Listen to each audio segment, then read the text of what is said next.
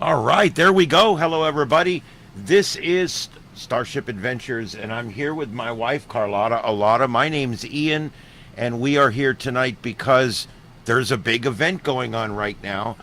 We are in the midst of the largest solar storm to hit planet Earth in 20 years, Look at those auroras.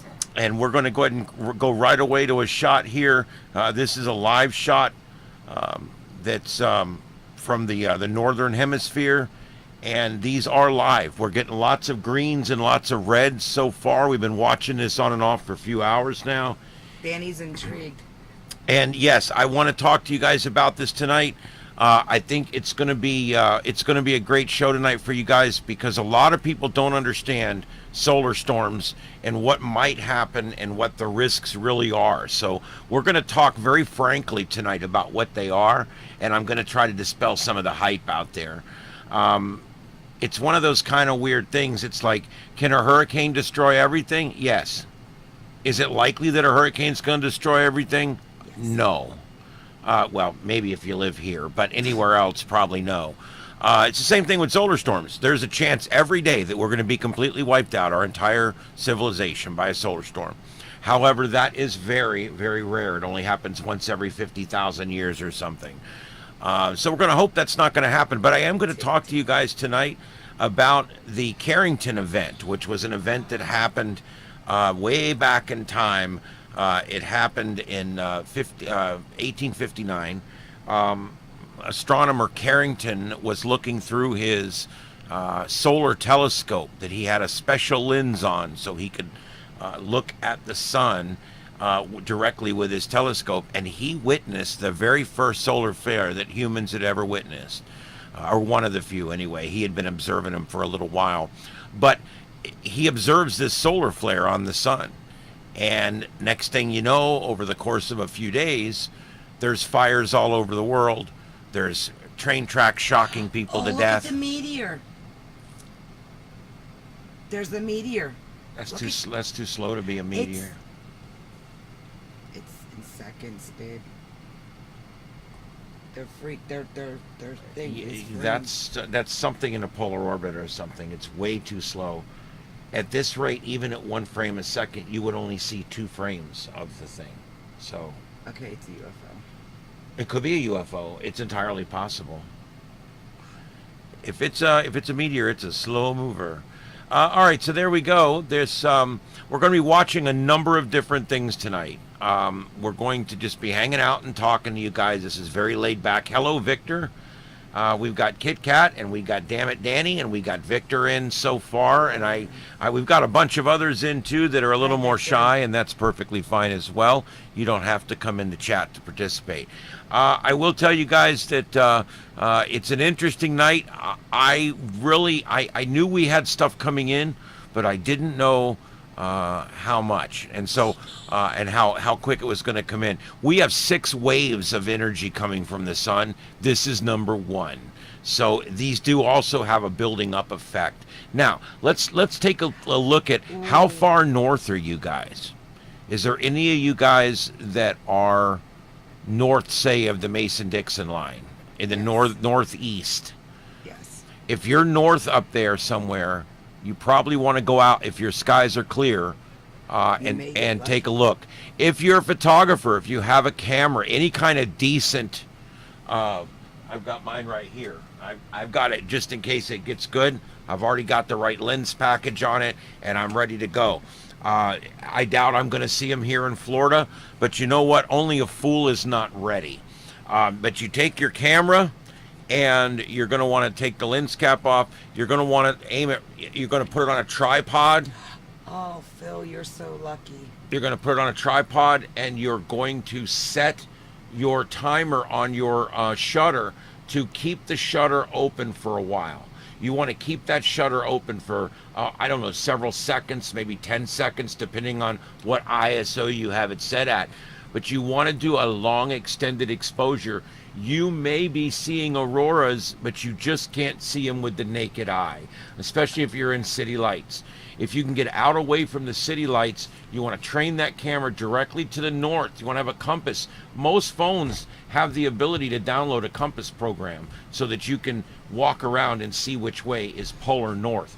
You want to look polar north on a tripod. You want to open your shutter. I've got a button on mine. I can just hold it open, but you can't use the button on the phone because that would cause movement, or on the camera. Phil's in Sweden.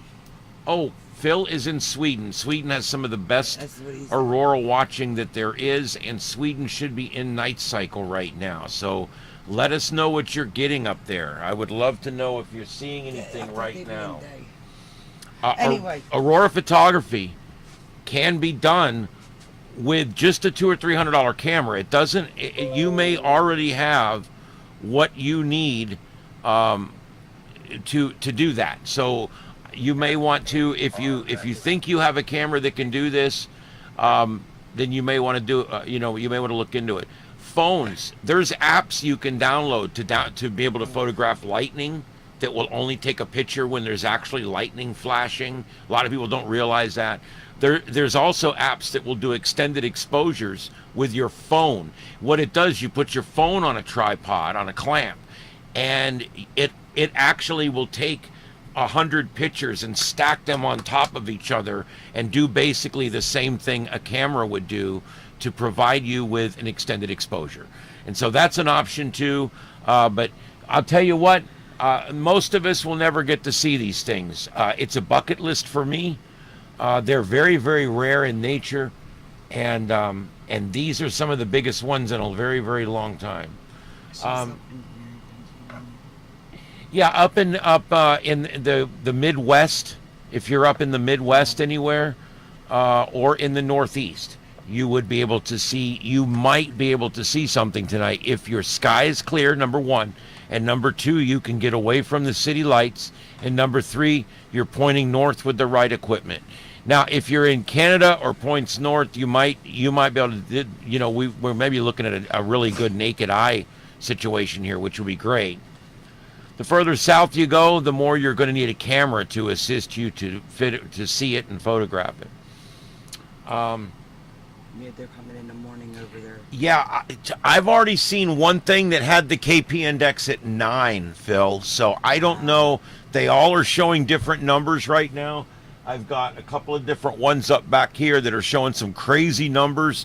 So I'm not sure exactly where we at on the KP index right now, but I got several of them that are showing me different things. And so I know our solar flux is well up over 200 right now, and it's continuing to rise. I also know that there's been some frequency blackouts on HF frequencies above 14 megahertz. I'm sorry, below 14 megahertz. Ham radio, everything goes up and down at the same time. That's my joke. Anyway. Danny, just remember, this will be happening throughout. So if your skies are not clear, just keep checking, because you'll see, the skies, they break up and everything. And Victor, no. My stuff is the Fantasy Fest, the Heathen stuff. I only play solar people on TV, Now, I like this stuff, but I'm not into it like him. Yep. I'll explain what the northern lights are. I think we should probably start there. Let's start with what a solar storm is, okay? And I wish I had a video animation ready for this, but I'm just going to wing it. I can do it for you. I'm just going to wing it. You're going to be the sun or the moon? No, I'm just kidding. I can be the moon. So there's northern and southern lights, and what they are created by is by energy that is hurled towards Earth from a source in space. Now, of course, the number one source that hurls energy towards Earth is the sun. Of course, we also get solar wind. That's basically energy that can come in from outer space. It's literally just floating through space, kind of like when you're in a sailboat out there and you get gusts of wind out on the water. That's kind of the solar wind, and we get that just flying around out here.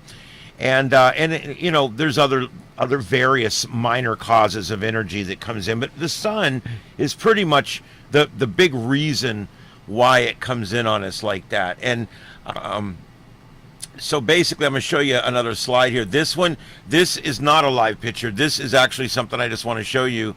This is a shot from the International Space Station of the Aurora Borealis. And it helps me to kind of explain this a little bit. When you watch, and a lot of you don't watch sci-fi, but most of you do, when you watch science fiction shows and you see the phasers being fired at the ship and you see the bubble around the ship going brr, brr, and the phasers are hitting it and all that, that's probably how it's going to have to happen. It's how it happens on Earth. We actually have a deflector shield here on Earth. And this deflector shield is above us all the time. It's called the ionosphere. And what this deflector shield does is it takes energy that's directed to kill us. This energy would kill us in a second. But this ionospheric shield that we have up there absorbs the energy. And it moves it around, and it moves it away, and it keeps it away from us in such a way that we don't die instantly. Danny. And so it's really, really cool. Okay, yeah, this has nothing to do with a lunar or a solar eclipse. That has to do when there's a direct alignment between Earth, Moon, and Sun. This happens anytime. This has really nothing to do with an eclipse. This happens when there's actually things happening on the Sun, and I'm going to get to that in just a second. So when this energy arrives here from space or from the Sun, it hits this deflector shield. And when it does, the shield reverberates with the energy. And that's what you're seeing right here. And we'll go back to the live view. It's kind of fading out right this minute. But this view that you're seeing, these auroras that you're seeing, are actually the reaction between the energy from the sun striking our deflector shield at a very high rate of speed. And so what ends up happening is you get a visual effect, just like you would on Star Trek or anywhere else. And as the energy is moving and reverberating, these beautiful lights happen up there. Now, they happen mostly on the poles. On the north hemisphere, they're called the Aurora Borealis, okay? On the southern hemisphere, they're called the Aurora Australis. Yeah, you see a little, yeah. Yeah, you're anyway, welcome, Danny. Yeah. And so Thanks, Victor. And so yeah, depending on which hemisphere you're in would be the different name. But the auroras, or the Aurora Borealis, if you're in this hemisphere, generally is seen around the North Pole. And the way that works is it starts right around the pole, and as the geomagnetic storm gets stronger and more energy is being absorbed by the planet's deflector shield, what will end up happening is the ring of bright lights that you see in the sky moves down towards the United States and towards Russia and towards Europe, and it moves all down the planet. And during the Carrington event in 1859, the Carrington event happened, and it was such a strong event that people could read a newspaper in Jamaica in the Caribbean. So that just shows you how crazy it is. The light was crazy green, and they could actually read a newspaper in the Caribbean. And Phil writes, my ham radio's going crazy too. Amazing that we have a KP7 now and a KP8. It's predicted tonight here. It's been out all night, and it's in a sleeping bag. Hot Irish coffee. Awesome. It was very visible with the naked eyes, 360 degrees. Phil, I have envy right now. You have no idea. You have no idea. You are. Come get like the igloo. We want to come get an igloo thing and watch it. Yeah, and the aurora actually is, the ionosphere is what ham radio operators like Phil and myself use to talk around the world. We will get on there called HF. We'll get on the lower frequencies, below 28 megahertz. We'll get on there, and our signal will go up.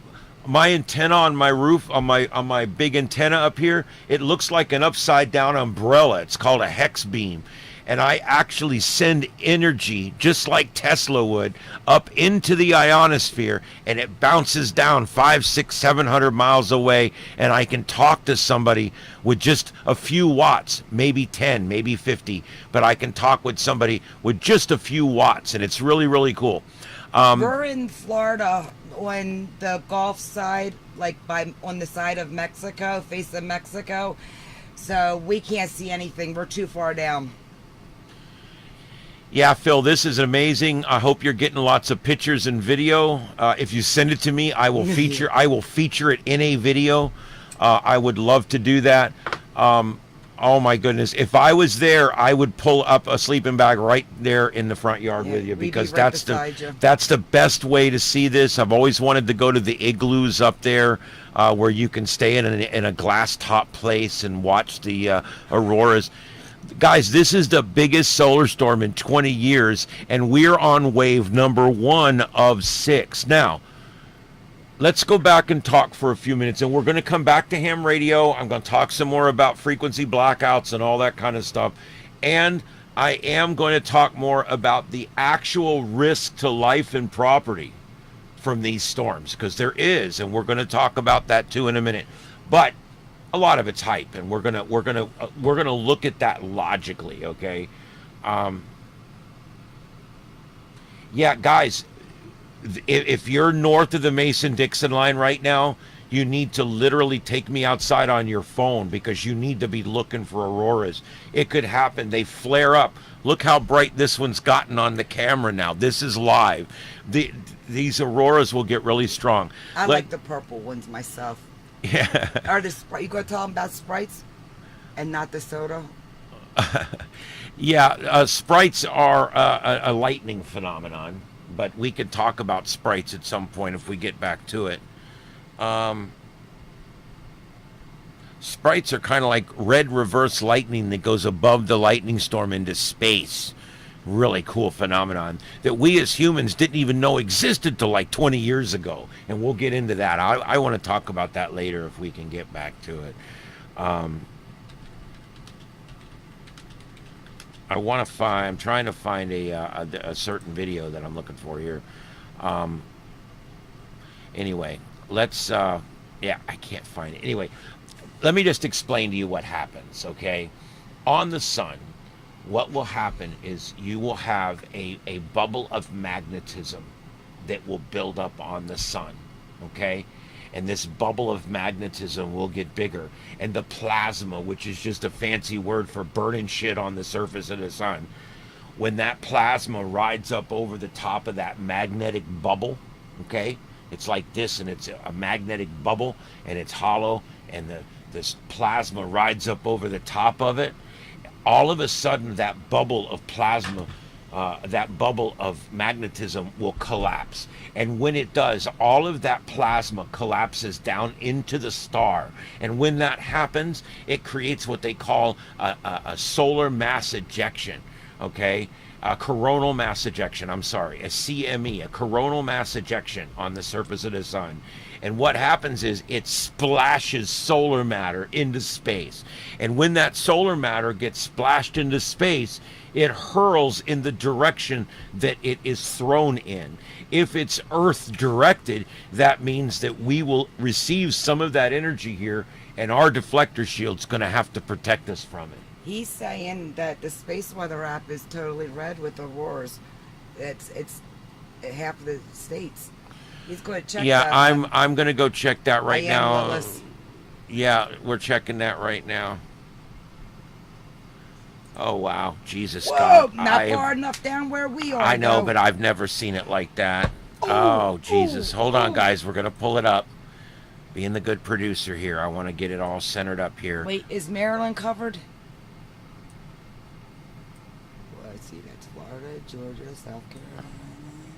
It comes down. Yes, he is in the green zone up there.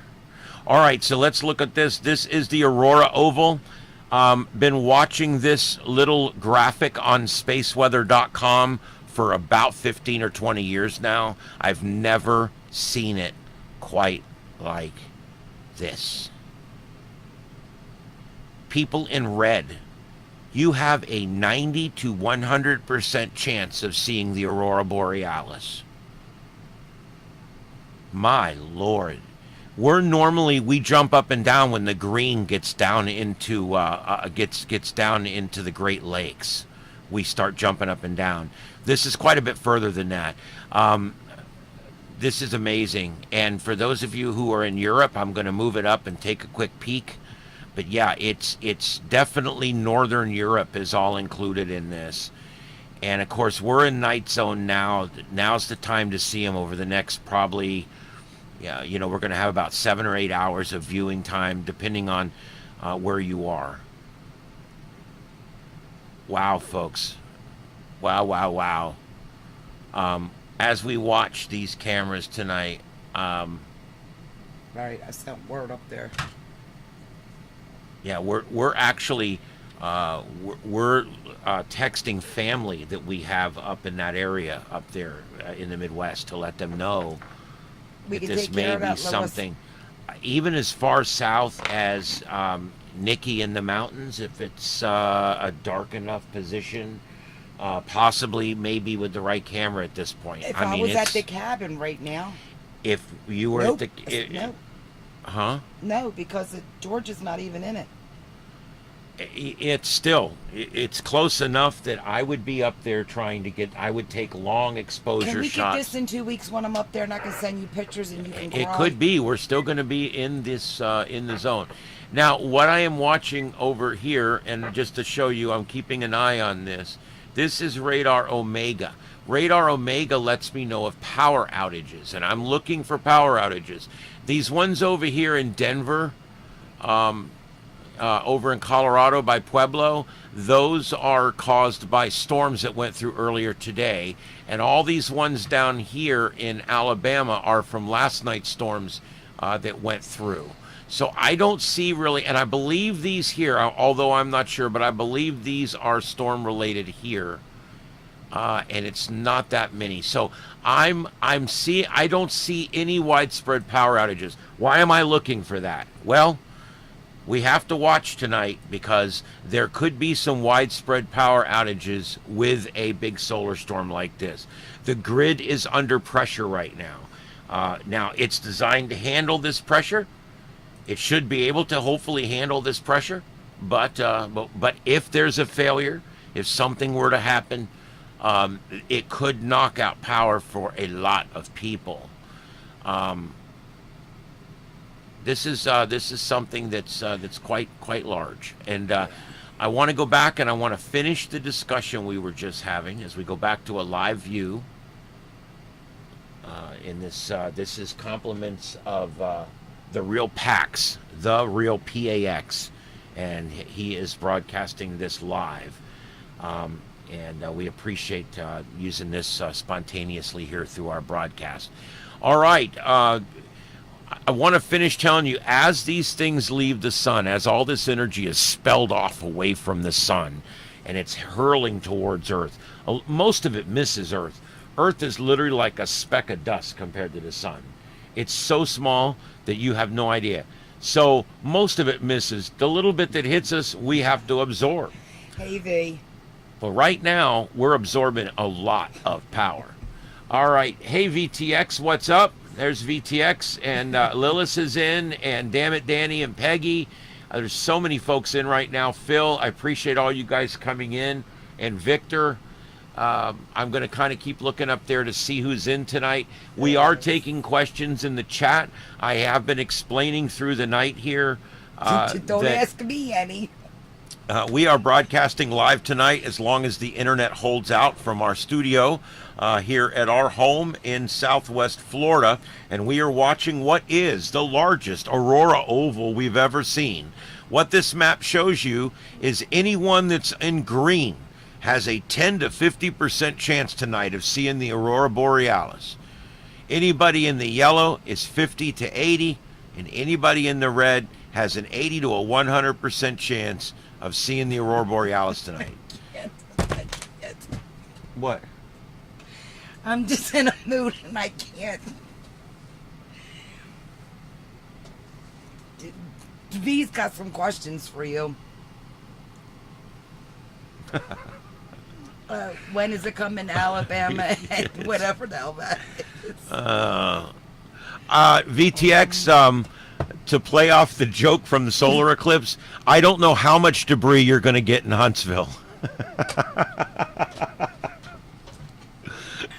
Someone, guys, talk about not understanding solar events. Someone actually asked in a city council meeting in New York how much debris New York was expecting to get from the solar eclipse. God, I wish I could have answered that. Oh, wrong Steve. Anyway, all right, guys. But anyway, we are broadcasting live tonight. We will be on for a little while as we watch this, and I may come back on tomorrow morning.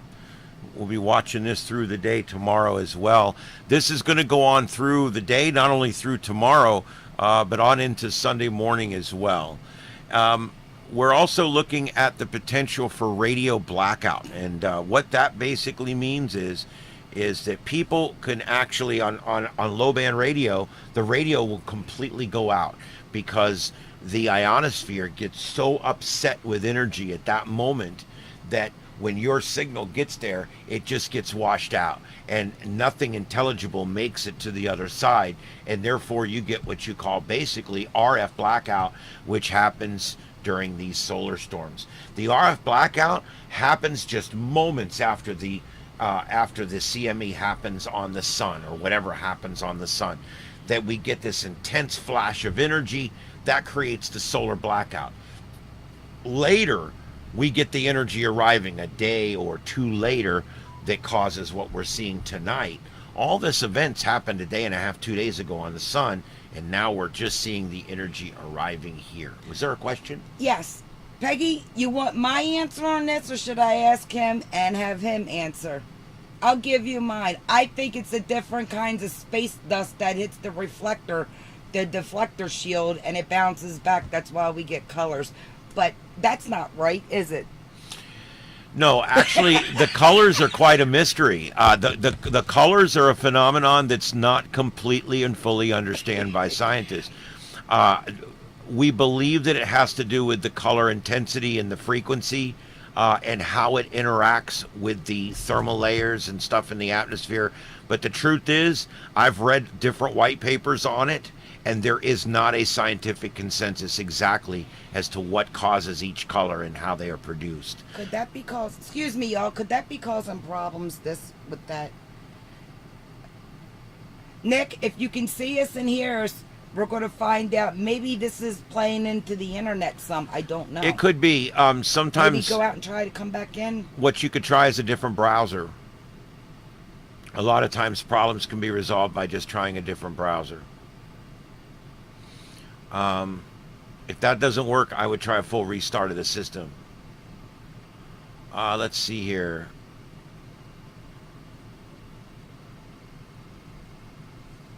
Okay, and VTX, guys, tonight on Scuffed Radio, VTX is going to have spectrum monitoring up.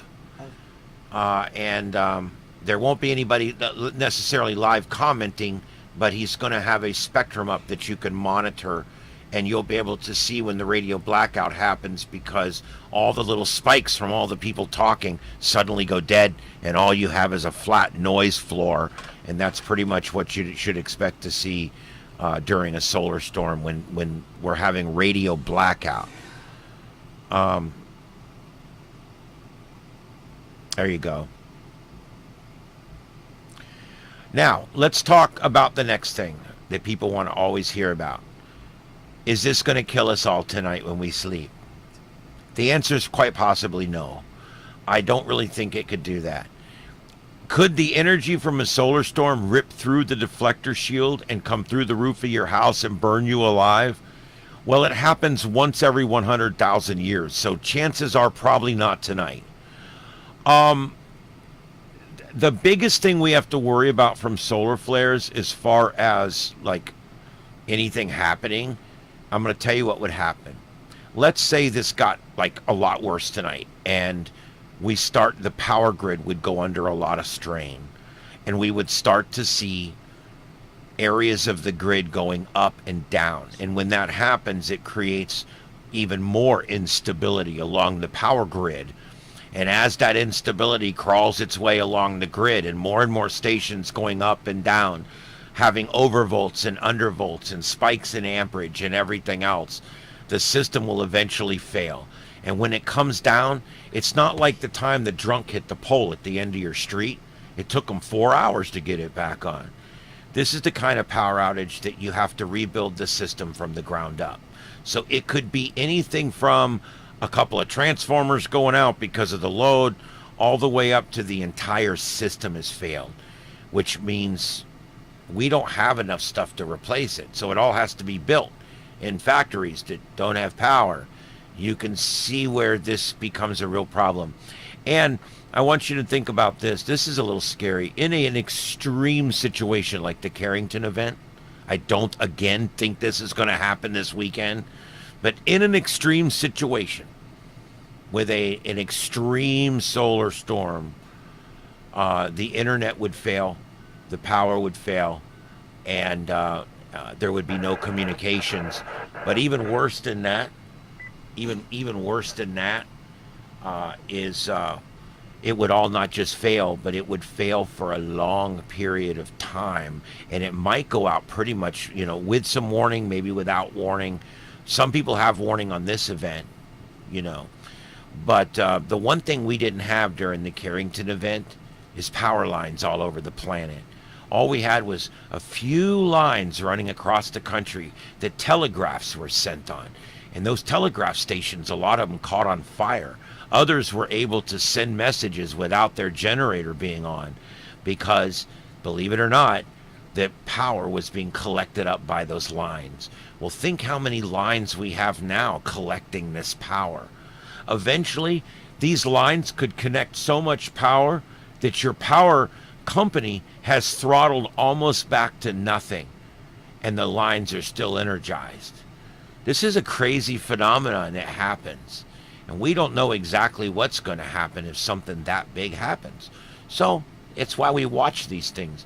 But mostly it's for people who like to watch Aurora Borealis, and it's for people who like to learn about space weather and who are into the science or into the hobby of radio propagation. Those are really the big reasons. V says there's a word, whatever, you can read it. VTX is in northern Alabama. He's getting reports that the Aurora is there. VTX tripod, long exposure. Download an app for your phone that will let you take long exposure pictures and put it on a tripod. That's probably the only way you're going to get anything good out of it. This is bucket list stuff, folks. And if you can see this as far south as Alabama or Georgia, They don't kiss my ass if I can't see it. I'm ready to get in the car right now and start driving north. You have no luck, idea. Good luck with our battle cruiser. Yeah. Well, I hope we can see it from where we break down.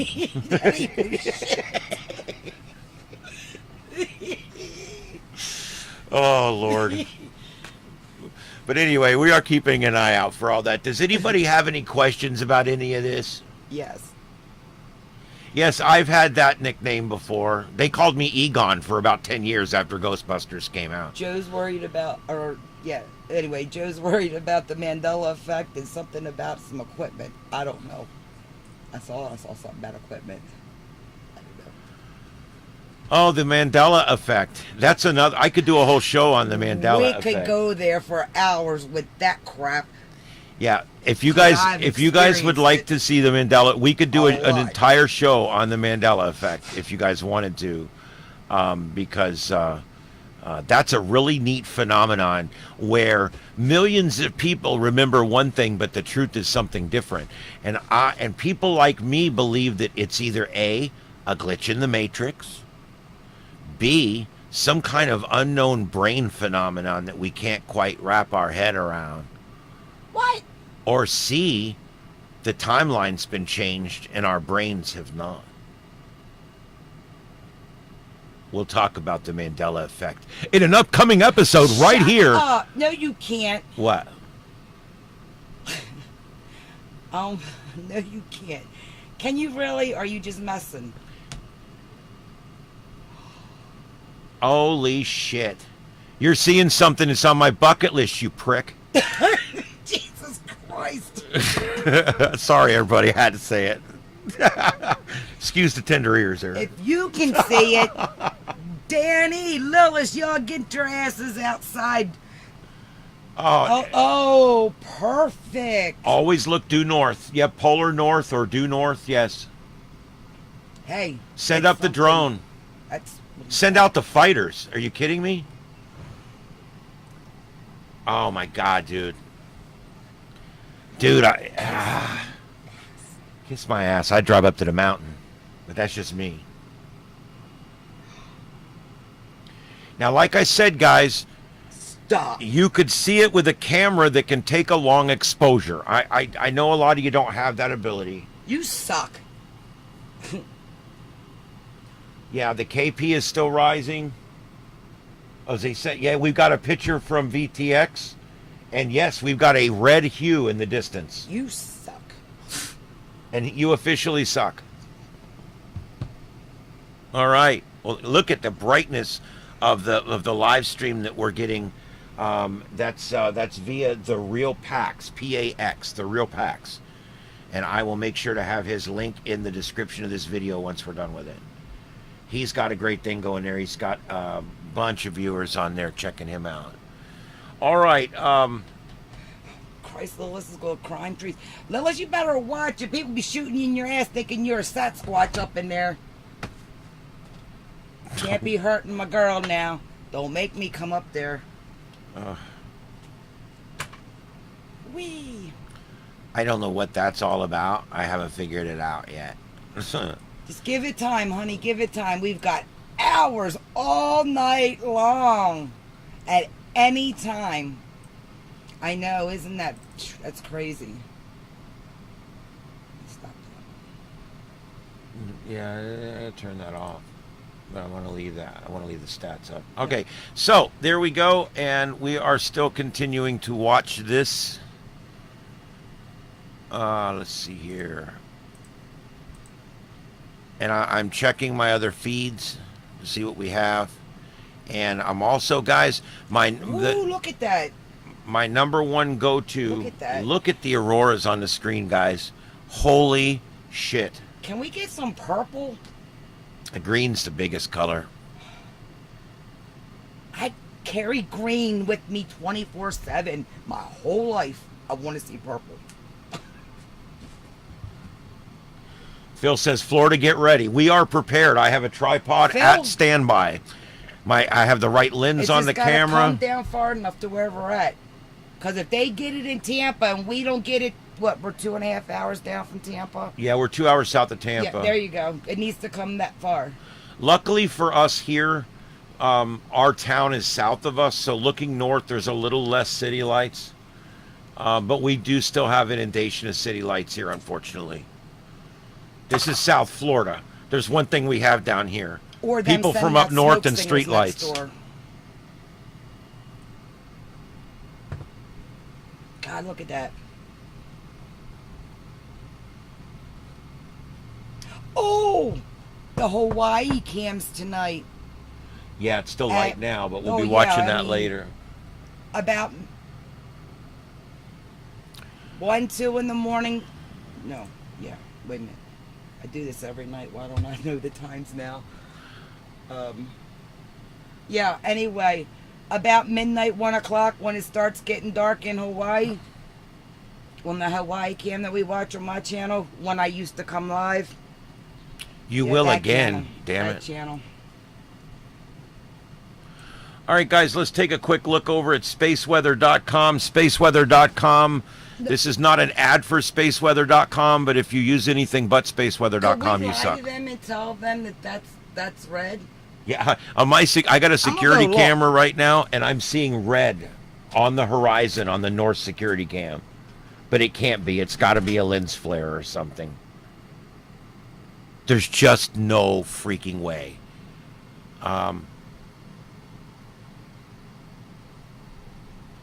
The TBE feed.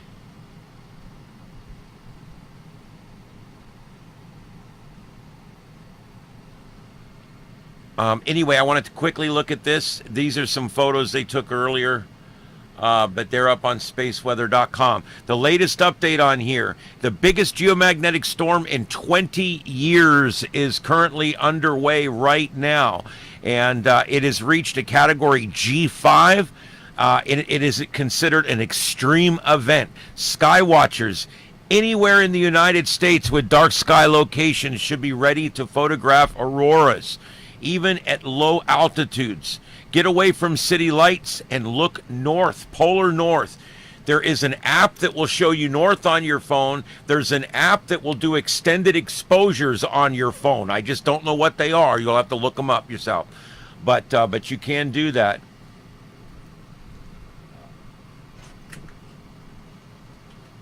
This is the first impact of 6. That is correct, Phil. They say this is the first of 6 CMEs hurled towards Earth by a giant sunspot that they call AR3. They call it AR 3664. I don't know why they named it after AR, but they did. AR hit our planet's magnetic field today. The impact at 1645 Universal Time, or Zulu, or Greenwich Mean Time, or whatever you want to call it, jolted the magnetometers around the world and sparked a geomagnetic storm, which is now in the extreme category. More CMEs are following close behind, and their arrival could extend the storm in through the weekend. Sign up for space weather alerts through spaceweather.com if you need to. The storm has produced widespread auroras in both hemispheres. We've got photos coming in from New Zealand. There's photos coming in. And this one here, I wanted to show you just a quickie.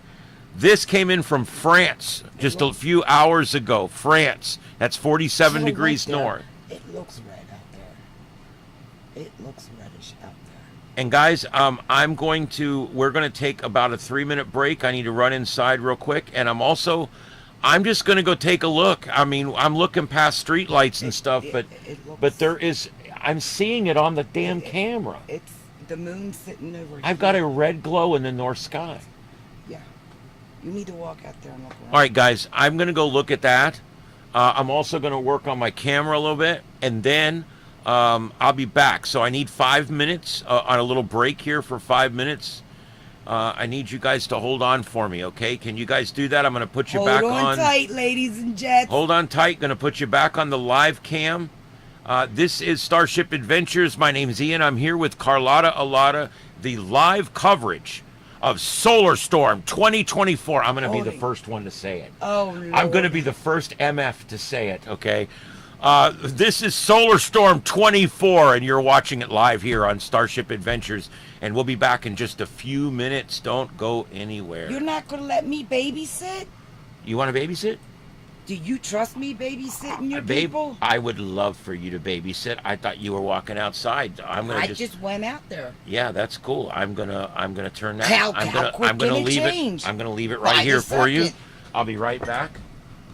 You guys don't go anywhere. Look how short I am. I got a new chair. I had to. My other one was killing my legs. But I just realized I can raise this up. But now I'm babysitting, so where am I? Hey, people. I need a sitter. I don't know about you all, but I definitely need a sitter. Oh, man. This don't raise up. Shit. Oh, well. Just another problem about being short. I see red out there, but it could be just me because I'm half blind. Maybe I should have put my glasses on. Where are my... Oh, there they are. They do me great sitting in here.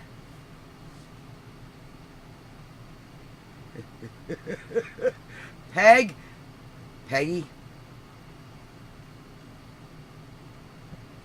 You can have all the sugar and all the salt you want. I'm in trouble. Oh, wait, good. It was his phone, not mine. Yep. Well, I hope it is something like that. That is our sky. Babe, I mean, I can't believe it. We can our actually. camera can see it. We really can't. But I'm We working. can show. You know what? We can show the sky. I'm going to. He's fixing it, and we're going to show you what we see. Danny, Lillis, all y'all, take your booties outside. Carry the Holy phone. Nick. shit. Whoa. Holy shit. I'm going to. I need to call my son. I called his dad. Or not called, but texted his dad. Let them know. All right, I'm going to need to slide over here a little bit. Let me text my son.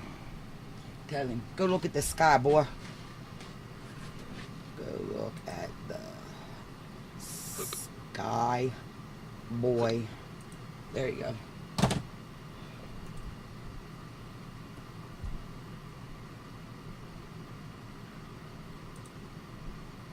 Oh, Peggy, what are you doing? Oh, Danny. Danny. You know me better than that. Wait a minute. I'm a good babysit. Oh, wait a minute. You never know me to babysit.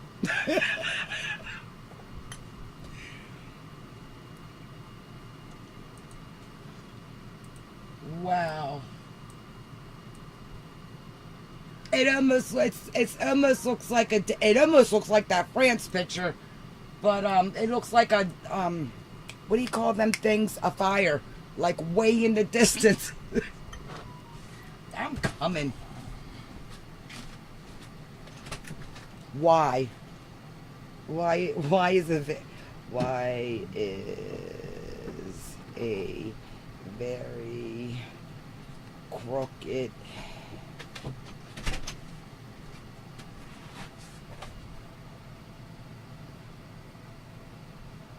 letter?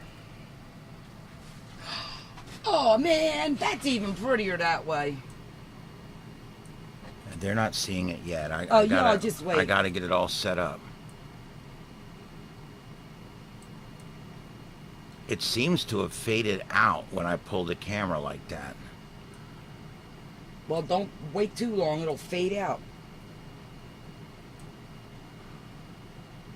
All right, I'm going to transfer here.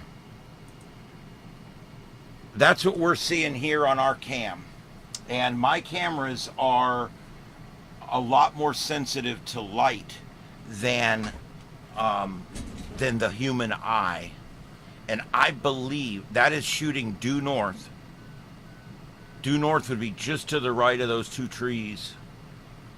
And I swear I'm seeing this thing. I can't believe it's true. There's a song about that. I know. I think Billy Vanilli sang a song about that. Oi. Go get it. Hello. All right, we are going to continue to keep an eye on this. Let me just adjust. Well, let me go back to here. Stay with us, guys. We're in state of flux here. Pun intended. Hey.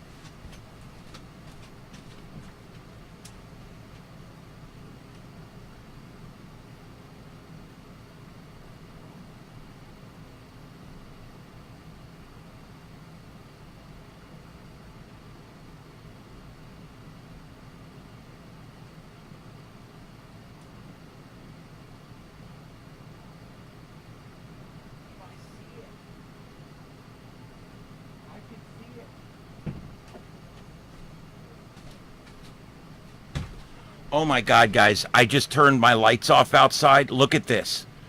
I am seeing this from here in South Florida.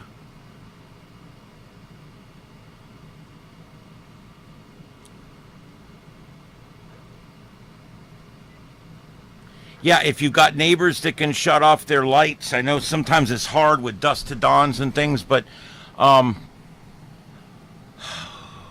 we have got, I hate to sit here and say that this is what I'm looking at, but I watch this camera every day. This is my sky camera. I can rotate it 360 degrees on my big tower.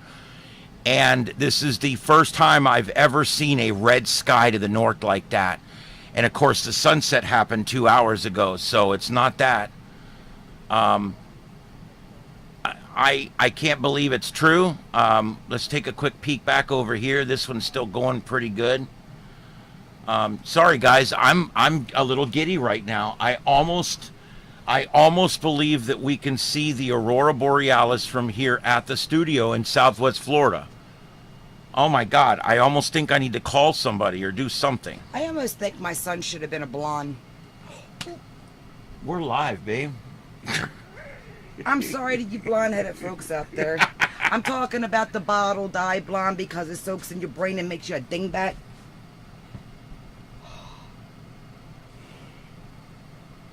I'm gonna drive up there and beat his ass.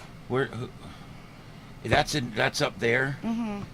Oh wow, guys! VTX is sending pictures of amazing Aurora Borealis in purple and red. Oh my lord! Here. Guys, this is the biggest solar I storm can do this without showing stuff. in a very long time. Phil, I think you're right. I freaking think I'm seeing auroras here in South Florida. Can you see it? I'm going to. No. Here, babe. These are coming in from VTX. Wait a minute. I can't never show nothing on here because the screens are too. I'm trying to hide it. Oh, anyway. There you go.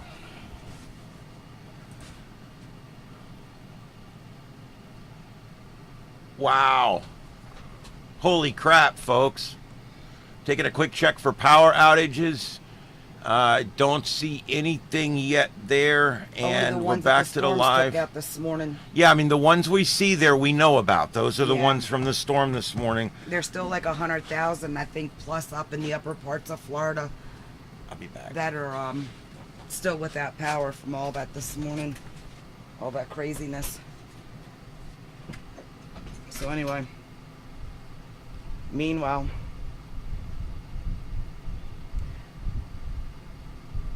Danny, you not go outside? You don't see nothing yet? I don't look. He's in control of this stuff. I don't know what's what, what's where.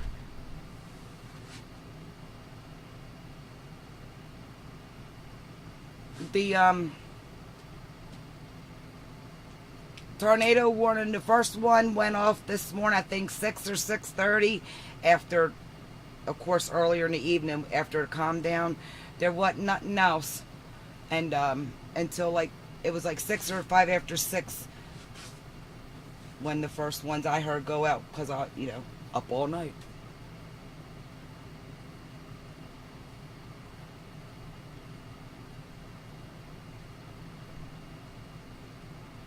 Peggy, you don't see nothing that ain't got down to you yet?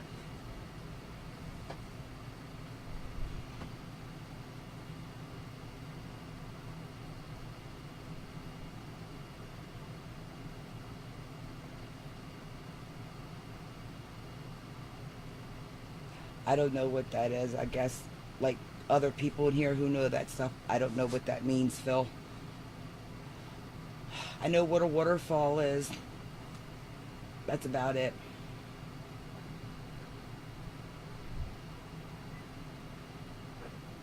Oh, wow.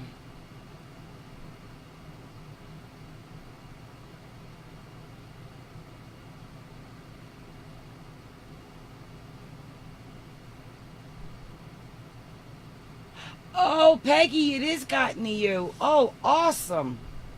Yeah, I'm all slow to the game, per usual.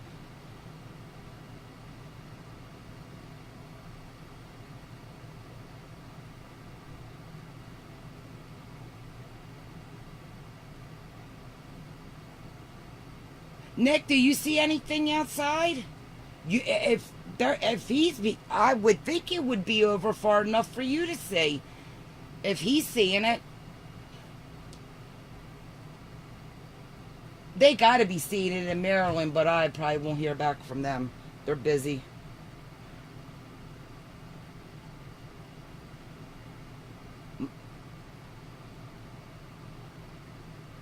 Woman! Look out your window. Well, wait a minute. You gotta face the right way, I guess. No, you don't. Look out your window. You mean them babies, them chickens are gonna get a view of this and not you? I mean, it's crazy. Yeah, hold on just a second. I'm gonna, babe. I'm gonna interrupt you, but let's put VTX on. He is live. Go ahead, buddy. You're live.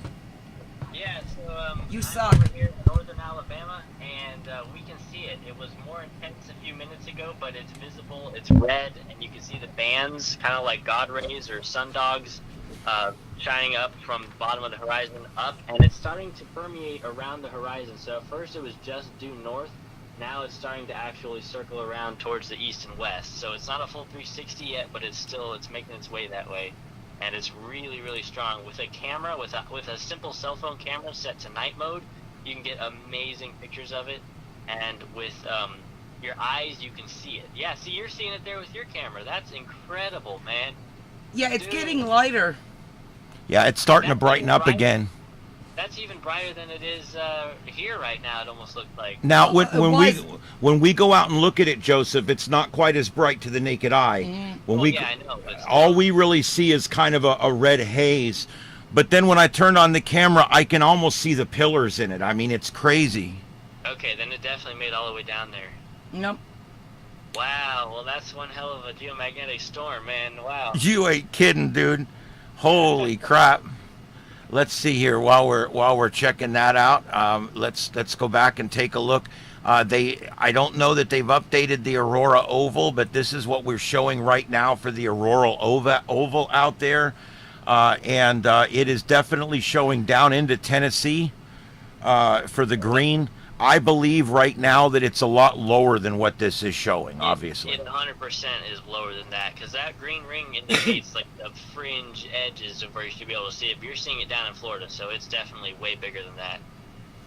Yeah, I think we're making news right now, and the whole world hasn't realized it yet. I think this For thing's sure. even stronger because, dude, this is Florida, and I am seeing an Aurora Borealis in Florida. Here's the shot again from further north. Absolutely incredible. Phil, I know, hon. I understand that. I like to refer that to as Murphy. You know, what can go wrong will go wrong. Now, how long, now that you've got daylight back and you're out of winter, how long is your daytime hours for if it's already light out there now? Our daytime hours? No, Phil is over in Sweden. Oh, right, you're talking about. Yeah. All right, we're taking a look around now. This is in Missouri. This shot here is coming out of Missouri, and Oh, wow. I can't really tell what we're looking at there. I don't know if that's all Aurora or what. Holy I crap. definitely see purplies. Yeah. But it could be cloud, but I don't know. Who I knows? don't know. Who knows? But we're going to keep looking through all these cameras that we've got at our disposal here. Wow. Well, I'm going to try and get the drone up if I can. The batteries weren't fully charged, but that's okay. It's supposed to be getting stronger as time goes on here.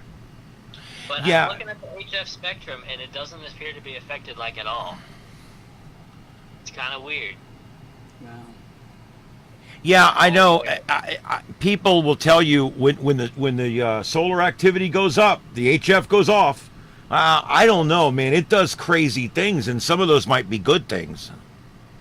I mean, looking at it now, 40 meters looks like it's pretty active. What is this? 20 meters is a little active. 10 Are meters they is dropping something? No, it's a not meters, plane. I'm saying this wrong. 40 is active for For sure. sure. 40's active. Wow. Phil's saying about Yeah, it. I want to go back outside here in a second, but I've got a GoPro set up taking a low light level time lapse, and then I've got some photos with the camera. But the video camera doesn't see it like at all. But Oh, we're gonna wow. try the drone here. All right, guys. Here is Maine, live out of Maine right now, and there you can see some green auroras there. Wow. Wait a minute. I went to the wrong camera. There we go. Green auroras there. Oh, Banff, whatever's up in Canada. Alaska. KP9. Banff. Banff, weather. yeah. Yeah. Wow. Look at all those folks out there having a good time watching that aurora. Wow. That's pretty good. All right. You And think again, I'd find what I was looking for? yeah, and again, we're watching for power outages. If anything starts to pop up, we'll let you know. And we are watching the Aurora. That's a live shot from Southwest Florida, where we can see the red Aurora. I have this camera facing this way a lot, and I've never seen the sky red like that. This is crazy. I don't know. I'm hoping that I'm actually seeing it. And then this is a live shot coming out of the further north up there. I'm not sure exactly where this shot's coming from. Let's see here.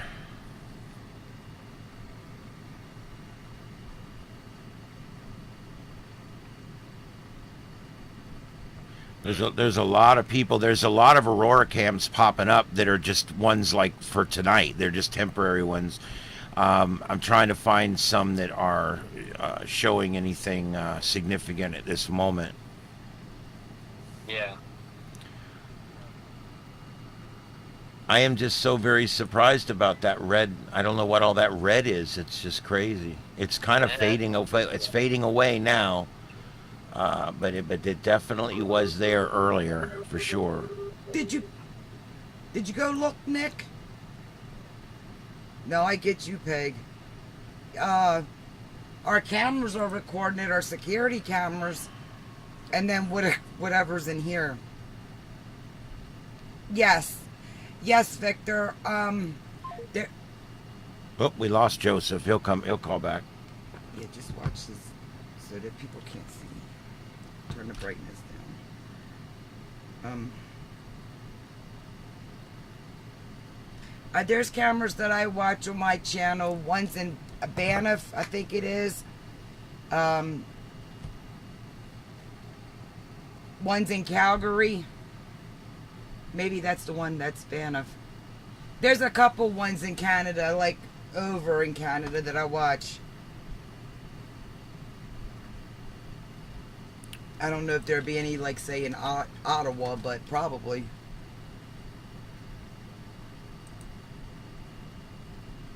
Nope. There it is. I don't know why they would not feed you the live stuff first. And this one It's goes, still light up there. That's the problem. well, but you, oh, yeah, but in that one, it's not like, it's like every 2 or 3 seconds you'll see it jump on that camera. But there's one in Calgary. I think it's Calgary that I watched too. Oh, okay. Well, there you go. At least now you kind of know. Danny's on the news say around midnight would be the best chances for them. Yeah. I think we still have a few hours here where the chances will be increasing continually. Absolutely. Oh, thanks, Phil. Did you say that? He explained the colors and the gases and all that. Peggy, did you see that?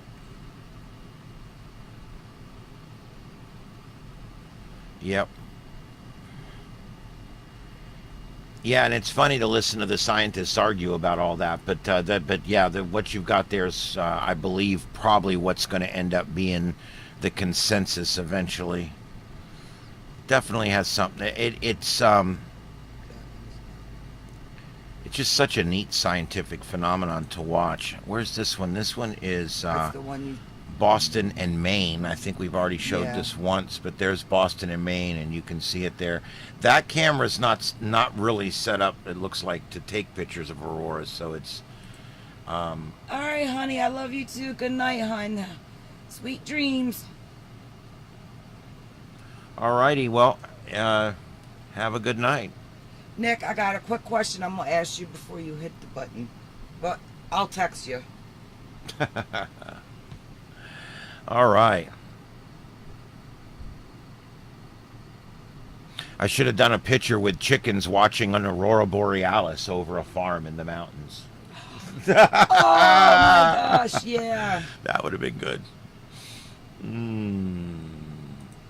Yeah, that red's just about gone here now in South Florida. It's just about gone. But we're continuing to watch it. Looking for power outages.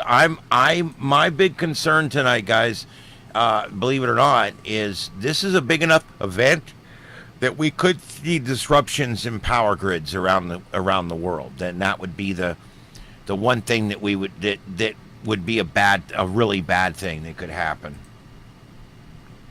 Not saying I necessarily expect that, but hey.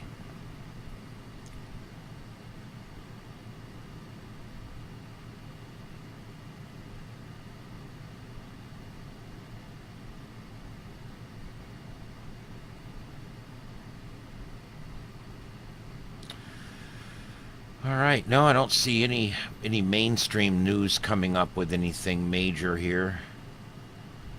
Nothing major yet.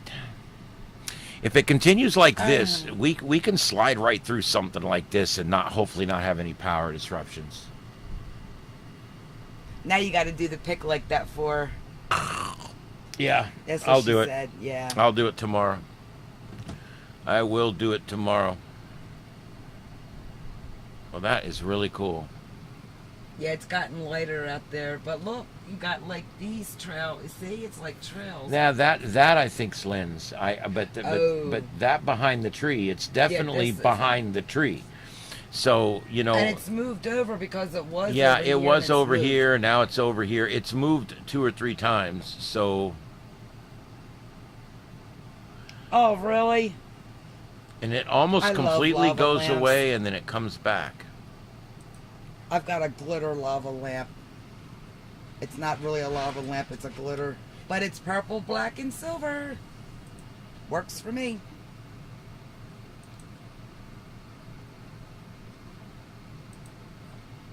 KP9 is predicted.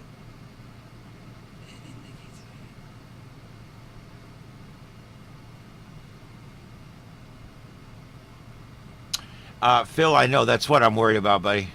Boy, all these little teeny boppers that can't put their phone down for 3 seconds, they're going to have strokes. Hey, Pam from customer service. Damn! You may be busy tonight with customer service calls. I'm not sure. Let's hope your phone goes down so you ain't got to hear it, right? Yeah. Oh my. Yeah, this is fun. For those of you just joining us, We can see it in Florida. I know, and we still just a little bit of it left there. I'll try to show you right there in the center of the screen. That red was about 3 or Right 4 here. times brighter than that. But yeah, that area right there, you can see the red there. And this is from up north, further north from here. But what we're watching is Solar Storm 2024 as it happens here. This is wave 1 of 6 that are going to be coming through between now and Sunday morning. And here's what happens, okay? When these waves start coming in, they have an accumulative effect, meaning that 2 is a little stronger because 1 came through last night, okay? That's an accumulative effect. Number 2 with these things that seems to be a thing is what they call a cannibal CME. When you have a cannibal CME, what happens is one wave is actually moving towards Earth and it's doing a great job, and then another wave forms behind it from a larger explosion. And when that second wave reaches the first wave, it gobbles it up right before it gets to Earth. That's called a cannibal CME. Those are extremely dangerous. We don't know, it's hard to tell in advance if one of our 6 CMEs has ate up one of our other CMEs, and we're going to have 2 arriving basically at the same time, meaning that the flux of energy coming in is going to be much higher. Go ahead, baby. I know you're dying. No. PM. You don't have to say where, but what part of the country. She can't see it with her eye yet, but she can see it with her camera. Yeah, that's it. Yeah, cameras will see it first. Use a tripod. If you know how to turn up the exposure on your camera, do that. VTX and Peggy have seen it. We've seen it. Of course, Phil gets the whole kit and caboodle over there because of where he's at. Yeah, He's lucky. the Aurora is doing great. We're gonna go party over at Phil's house. VTX has got great shots of the Aurora coming in. He's sending us from up where he lives there, which is northern Alabama.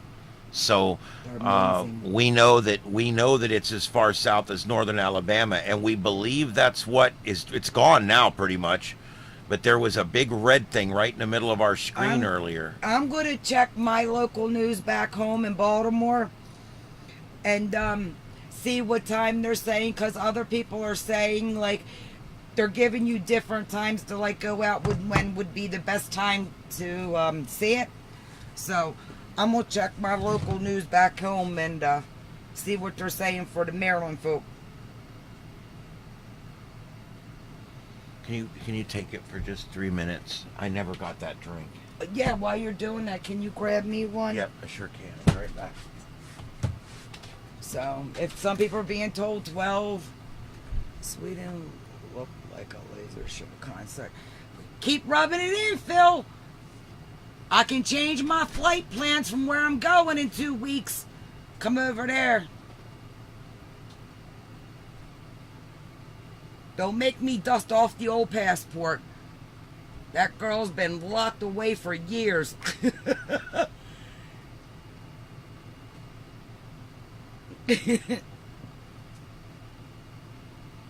Nah, I can't go over there to see Phil. There ain't nothing stopping me from this trip.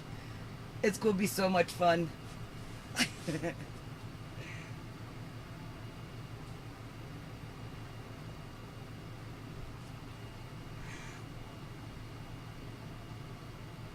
Sweden, Iceland, Finland.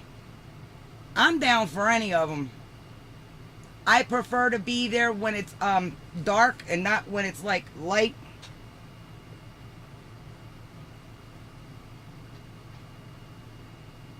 It was hotter than balls down here today, y'all. It was like triple digits. And then me, not thinking, I let him out for work and I'm like, man, the grass is a little high over there. Next thing you know, I'm out there freaking cutting grass. Yeah, that was real good on the surgery hand, but at least it's halfway cut. Until I start sweating to death.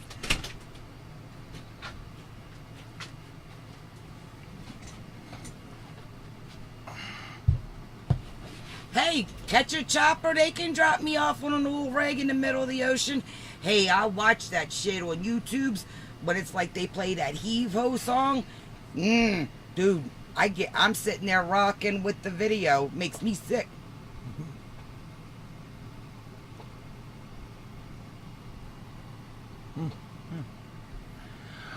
Okay. All right, everybody, just to reset here a little bit, this is live continuing coverage right here on Starship Adventures. My name is Ian, and I'm here with my wife, Carlotta, and we've got VTX reporting live from in the field where he can see the auroras in the sky in northern Alabama. And we were seeing them here, although they're pretty much gone now. And that's how I think we were seeing them, because they're not there anymore. So, but we had auroras showing up on our cameras right here in Southwest Florida. So that was pretty amazing. So this shot here is from up in Canada. I'm pretty sure it's up north of here. I don't have the exact location.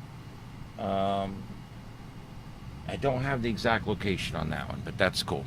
All right, and we're continuing to look here to see what other cameras out there may be picking this up.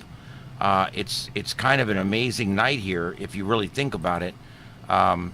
This size event has not happened in over 20 years, and I think that's one of the things that's so important about this tonight. 20 years? What was I doing 20? I don't even remember anything about this 20 years ago. A lot of things about 20 years ago I don't remember, but yeah. But then again, I was living back home, so it was like when you hear stuff like this, you're like, yeah, whatever.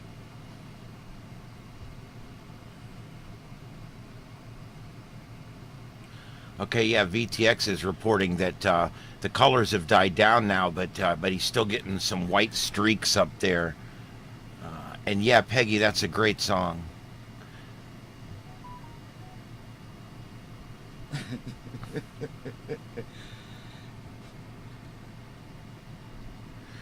All right, let's see here. Taking a quick look around. that the K index is way up there. The solar flux is way up there. But like we talked about earlier, the band looks like it's wide open on the radio. I don't know. Let's look.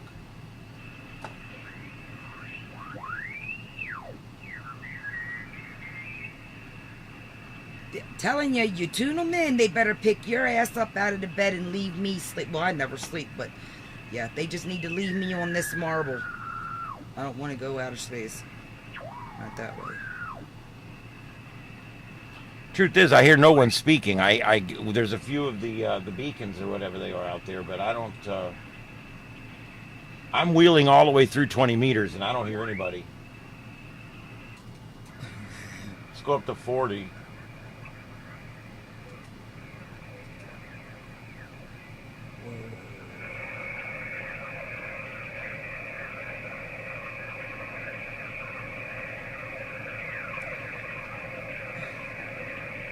I got a high noise floor and dead air.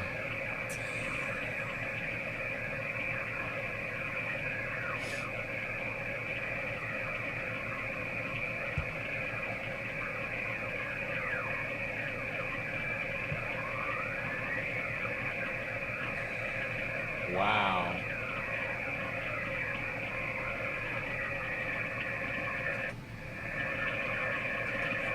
Even 7.200's got a real high noise floor and no voice. No one's talking.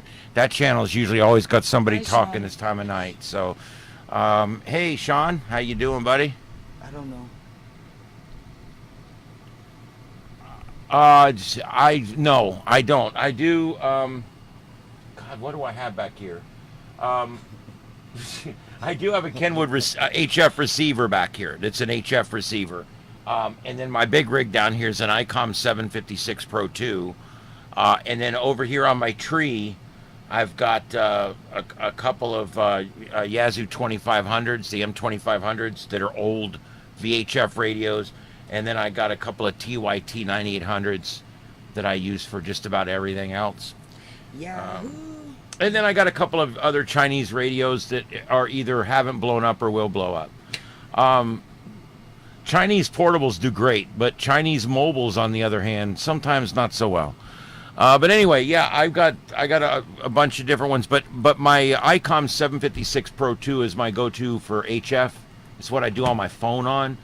Now I do have an FT100. Shit, I'm going to check the weather in Baltimore. What is it? An FT100, Yazoo FT100, a shack in the box, and I use that for digital modes like FT8 and stuff like that.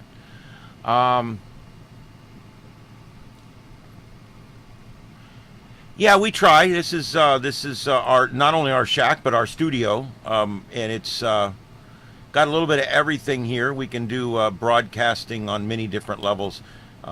Joseph and I built that computer you see to my right there. I got to tell you guys just real quick, if you're looking to build a computer, God, don't ever buy a computer ever again.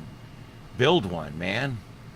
We built a $5,000 computer and we did it for under $1,000 using a program or a website called PC Part Picker. As dumb as Say that that sounds. 3 times. PC Part Picker, PC Part Picker.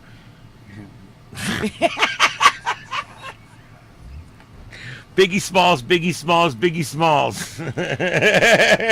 Candyman. Oh, Lord. Anyway, Stop. You made me forget what I was doing. that's not hard. Oh, by the way, Sunday's Mother's Day. I don't celebrate that bullshit. But for you mothers out there, start putting the hints in now if you need that kind of stuff. Oh, Lord, ladies and gentlemen, we have northern lights spotted over the Chicago Metroplex. These are seen Whoa. over the top of city lights and under a cloud deck. And you can still see the northern lights above the city of Chicago. Of course, Baltimore's got everything else up there but anything, newsworthy. Oh, wait, maybe I should go to weather. Come on, freaking Marty ass. Where's old Marty ass at with his report? Raven start playing net? Is he drunk? She's talking about the weatherman from Baltimore. Marty Bass, Marty ass. who wore a hairpiece until he got caught with a prostitute. Gotta love them mugshots. All right. Isn't it funny that we'll just say anything on this channel? Don't care. Don't care. All right. I'm going through the cameras, guys. We've got all kinds of cameras up, but the problem is, as you guys know, with the Earth tilt, we are tilted basically the way we're tilted right now. The northern hemisphere is getting the longer days, so there's less time in the northern hemisphere to see the northern lights, where in the southern hemisphere, the closer you get to the South Pole, you'll have almost complete darkness. This time of year, the closer you get to the North Pole, you'll have light almost 24 hours a day. Whoever designed their website suck. And I got to tell you, I think I got some family listening right now.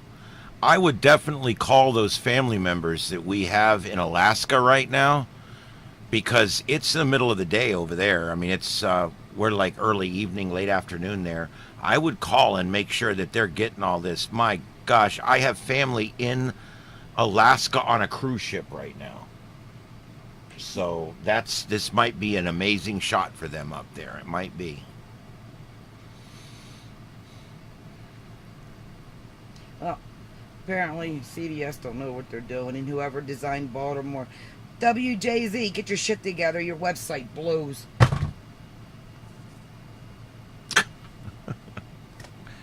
This message brought to you I by... only watch that damn channel, not anymore. I'll go to WBFF Fox 45. What was that, W Big F and Dio? Mm-hmm.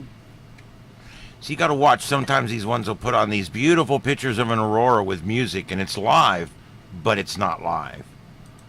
I hate that. Thought you was going to bed, woman. Here's a live shot from Maine. This is in Maine right now. Yeah, I love those shots when they do the long exposure and it's all the way around. Yeah. And it's directly above them, like he's saying. Yeah. I will get my drink on, thanks. Well, thanks, Phil. I will admit I dabble in a little bit of everything. I'm a retired firefighter and broadcaster by trade now, and I, as I'm explaining this, I get the hiccups. You believe that? But I've been doing this for a while now. Once I retired from the fire service, I started getting into broadcasting, and a little while back, I decided, you know what, I'm going to do this myself, and I'm going to just do this myself, and that's what I'm doing. And I'm part-time at the station now, just producing. I'm down to just producing one show, and I am doing YouTube just about full-time now, putting up 2 or 3 things a day. And I'm going to be, I cover a lot of things. I've got Radar Omega. We're going to be covering severe weather outbreaks. We're going to be covering all kinds of different stuff. But I also do things with science fiction, things with ham radio and science. And I pretty much dabble around, and I take you with me when we go on adventures too. So it's kind of a neat channel. It's a little young, but it is. But we are getting there. We've been around about 3 years now. And my wife's channel is Carlotta Alada, and you can check her out too and give her a subscribe. And if you're in the ham radio, Phil, Watch your eyes and ears coming to my channel. Yeah, her channel's not for the faint of heart. But the channel you want if you're in the ham radio is Scuffed Radio, and you see it right there below your name. Scuffed Radio is my friend Joseph, and you can put their links in. I would. Yeah, we can. Yeah, we certainly I'll can. do it. Yeah. But Joseph and Scuffed Radio is a. Can you do it that way? Let me see this. I can, but I don't know where the screen's going to pop up at. No, I think I can do it this way. Look at that. Copy link address. Paste. Look, I was doing other things at that time instead of learning computers, like anything else. Yeah, that's what I did. I right clicked on your name and then I copied the link and it worked. And then Danny and Nikki. Pam. Oh, Pam's got a channel too. I think that's because I subbed to it. Duh. The only bad thing is it doesn't. No, it's not. It's putting the wrong links in. What? I just pulled that up right over the top of everything. Oh, you need to delete it out of there then. No, it's not that. All right, there's that. We'll go back to this. All right, I don't know. So you have to do it the other way. Yeah, but if every time I go here, it's going to pull it up in front of everything. See if it does it now.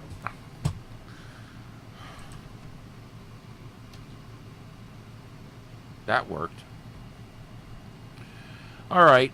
We used to put links up all the time, and then we were And that's told. how you have to do Joe's. Yeah, we were Joe's told. came up. Yeah, we were told you're not supposed to do that, and then we've been told it's okay, and then we were told you're not supposed to do that. So we just we're treading lightly. Let me just put it that way, because we don't know. All right. Yep. Look at this. They're gone here in Florida. We have nothing now. Damn. Do you believe we saw the Aurora here? I really believe that our cameras captured the Aurora. I think so. I'm sold. I mean, and here we go. I'm documenting it. It is not there now, and it was definitely there earlier. Ooh. I will go back and pull that from last night, and Thanks, Phil. I will find the spot where it's the brightest, and we'll save a few minutes of it, and we're going to go back and explore that because, yeah. Yeah. Yeah, Phil, please stop by. You need to check them out too when we're over there and they're live and the craziness that goes on. It's fun stuff. It's all fun stuff. That's me. I just do it that way. That's my wife's channel if you guys want to check her channel out too. And VTX. And then, of course... Radio. Oh, yeah. Scuffed Radio. Yeah, VTX Scuffed Radio. And then, of course, Damn It Danny is one of our big supporters here, along with Peggy and several others. Yeah, and Nick. Yeah, Nikki and... AR was hiding from us right now. Yeah. So our coverage here is crazy. We go around and do a little bit of everything. This one kind of got me by surprise. I knew it was going to be a storm. I just didn't realize it was going to be quite like this much. And so what I ended up doing was I'm at work and I'm watching all this go down and I'm like, okay, yeah, I got to go home and do this. So that we literally decided to go live about 45 minutes before we did it. So Danny, you ain't lying. You ain't lying. You're going to be our ringmaster to keep us in order. It's Friday. I don't care. We're talking in chat. I was going to say in English, maybe. I didn't hear what you said. Oh no, because I'm reading chat. Right, and I'm talking. Got it covered. Oh, my phone. Yeah, we are like a little circus that kind of mills around in different channels. I'll have to admit. Oh boy. Yeah, and we all do different things too. I mean, every one of our little group of channels here all does different things. Nikki does live talking. Life does hatching. Live. She does her chicken babies, and she puts them in an incubator. And she does live hatchings, and it is so cool. Why is my phone not working? It's gonna bring out the beast in me. I dropped my phone this morning and cracked it. Thank God it's not my screen, it's the protector, but now my phone's not working. This is pissing me off. It ain't working now? I don't know. No, it won't let me pull up nothing.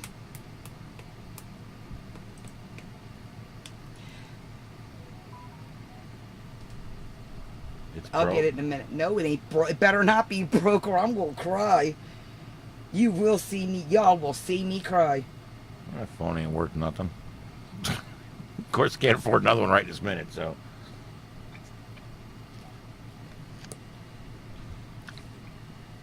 All right, guys, we're going to kind of keep an eye on this. The space station's coming around for a pass. Is it? Oh, Phil? Do you watch for the space station? We do that too. We can see it, and believe it or not, when they're setting, what do they call it? The Starlinks. What are they? The Starlink satellites. Yeah. Falcon 9s up. When certain nights, if the sky's good, we can see them from the East Coast over here. Well, we should be coming up on the Terminator before long here. I don't know. When all else fails, restart. When I was young, all I wanted to do was go to space. Now We that I'm are older, in space. now that I'm older, I just like to watch people in space. It's a lot easier. But we are in space. I know. I told my grandson that when he was younger and flipped him out. He was like, it like really messed his little head up. We're on Like, spaceship Earth. Yeah, we're not like, we're in space, buddy. I doubt it, Phil. The amount of ham radio that's being done on the space station has reached a low. But we'll see what happens.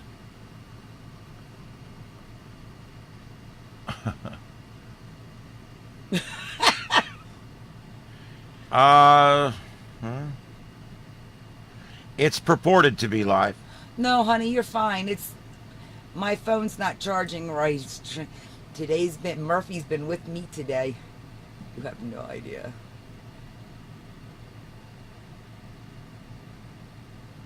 Yeah, I've restarted my phone. I'm like you, VTX. Every scene, the Earth's moving at a different speed. I think it's a scam. I think they will. I would hope they will, or at least record it and put it up later. Look at it. There's Iceland. You want to know why there's no aurora in Iceland? Because when auroras get this big, you can actually be too high. I want you to take a look at the oval. And what it probably is these folks are up in the oval. It looks like an egg. If you're up here, you won't see it unless you look down towards the horizon.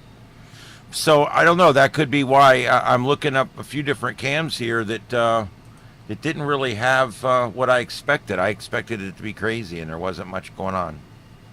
I don't know the serial. Oh, wait a minute. Is that on the radio, that ham thing?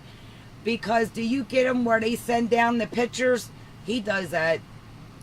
Yeah, we do. Yeah, I do the one where they do the SSTV. They send down the pictures.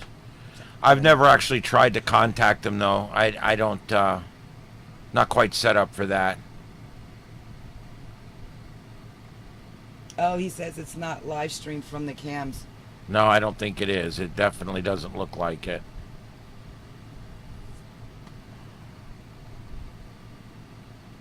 Wow, there's pictures coming in to some of the media outlets of some amazing auroras.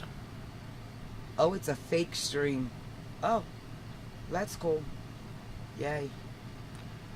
Yeah, ain't that some bullshit? Thanks, Danny. Yep, thanks, guys. You know, I got to tell you something about... oh, man, look at the color. Whoa. This is out of Maine, guys. This is out of Maine. Where's Dax at? Dax needs to be here watching this stuff. Let's see if we can summons Dax up. It's been a minute. Oh, Dax.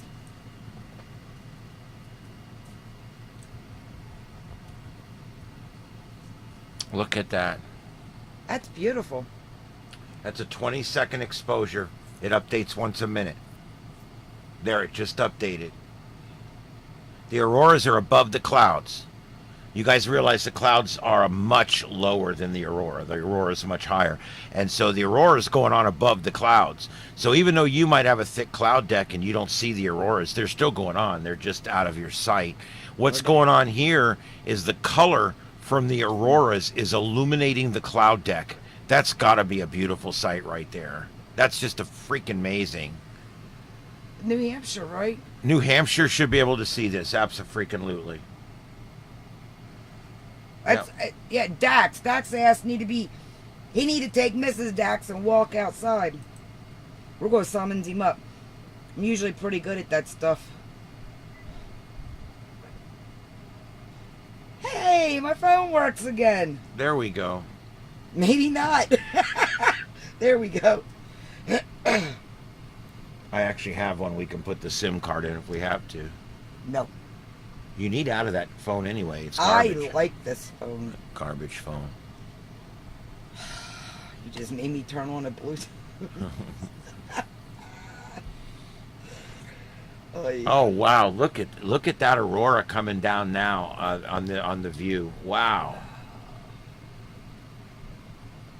It's a wormhole.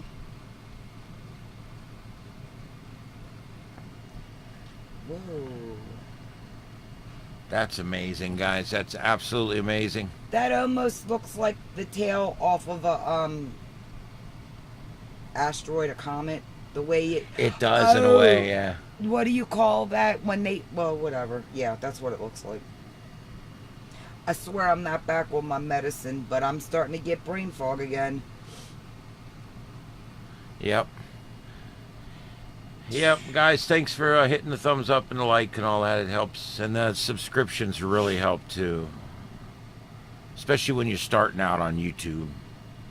All right, let's see. Let's go back over this is in Maine. Just an absolutely great shot here. Keeping an eye on that. Watching for power outages. And I don't see anything going on. Hopefully we can make it through the night here without any big power outages.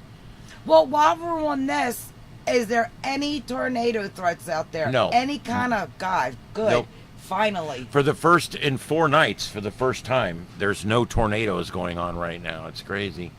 This southeast and the Midwest and the central part of the country have all seen a really stormy 3 or 4 days. Oh, DNA, take pictures so we can see. Post them, make a short something. We want to be there too. Got a new alert from space weather. We have space Yeah, weather. you need to get away as far away from the city lights as you can, and of course the horizon to the north is. You're right. That's what you need to find the horizon to the north. Where's space? Phil just got another alert from space weather. Can See if I see what's going on with that.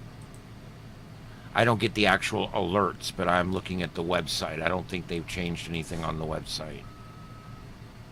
Oh, well. I love when they send that stuff up and then bring it back down and you can buy it or have stuff sent up. She's talking about the Earth Sky Calculus kids. They Earth to Sky Calculus. They send up things into space on a balloon. And then when it comes back, they sell it as something that was sent to space, and they use what they sell it for to cover the cost of the flight and the science that they did. They send teddy bears up. They send all kind of shit up. Not real ones, people. They sent up about everything Star Trek that they make. Storm warning, KP. Anything 8+. that Leonard Nimoy's face is on has been sent up on that balloon. He said it was a severe storm warning at KP8. Wow. What's KP? That's the 8, 9 is about the highest you get. What's KP? That's the I don't know. Okay. Make me come up with that shit out of nowhere in the middle of the night. Yeah, you go to be turned into a pumpkin since 11 o'clock. Do you know where your children are?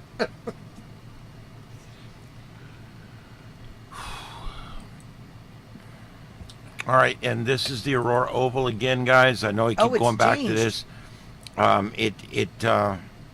It's moved a little bit. It will continue to move towards the Pacific because the Earth is moving around Earth. this way, and so it's going to continue to move around. But anyway, all right. So Do your toilets flush backwards over in Sweden?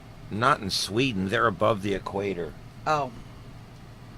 Miss Geography. Look, don't pick on me, damn it.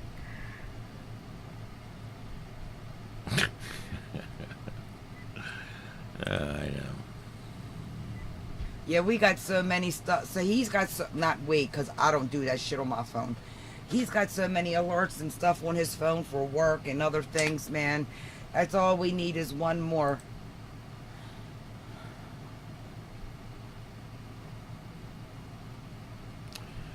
Yep, I'm looking for updates. I don't I'm see at the anything polar yet. Circle. Oh, Oh, wow. hi Tom. Holy balls of fire. Hey, Tom. Yeah, we are watching. And brimstone. Yes, we are watching the Aurora Borealis. We are watching right now one of the largest, or the largest storm we've had in 20 years. So they say. You guys, every 11 years we reach a new solar cycle. And so it takes a while sometimes for this to happen. It's not something that happens overnight. It's been 20 years since this happened. It may be 20 years before it happens again. It's one of those kind of eclipse moments where, you know, you got to make it work. And these we don't get a lot of advanced warning on like we did the eclipse. Be like 70. Hmm? I probably won't even remember it. What, the next Looking eclipse? right at it. Oh, look at that. It's dancing. Yep. Mm. That is so beautiful. Absolutely amazing, guys. We're sitting here watching it happen. Yeah. And the stars. And the Hawaii cam, when it gets dark, we've got about another 2 hours, about 2 hours, I guess, before the sun will start setting over. Well, it won't even be that far over down in Hawaii. But if you want to watch meteors and a great meteor shower, the Hawaii cam's pretty good. I watch it every night. I keep it up over here on the big screen and watch it. All right. People connecting to me on through email. That's pretty cool too. One neat thing about YouTube is it does connect you with a lot of people every day that you don't normally get to connect with. So that's I definitely really like that about YouTube. So anyway, that's for the video that hadn't even aired yet. How the hell is that, huh? Yeah, okay. Look at that. It's Slimer. Yeah. Look how it's disappearing. Whoa. Oh, that's so cool.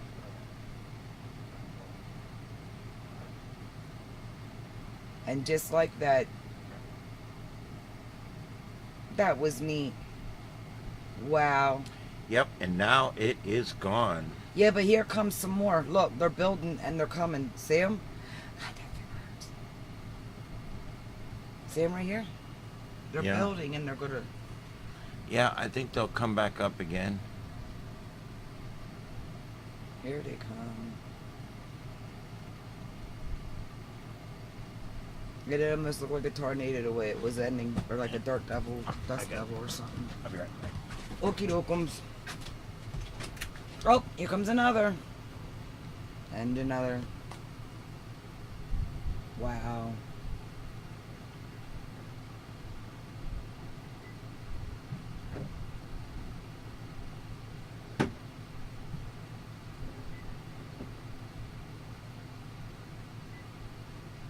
Put that to some good music and then you can just chill while it dances.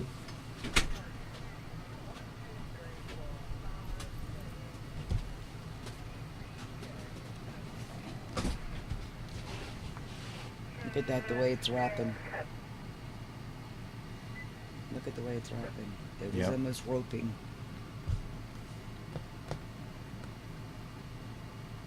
That was cool. Yep, and just a quick check here, and they are completely gone from here. There's my hood. Isn't that amazing? There's my hood. We were seeing them pretty good earlier, and they are now Oh, completely can I put gone. this back? Or no? No. No, well, you know, let's keep an eye on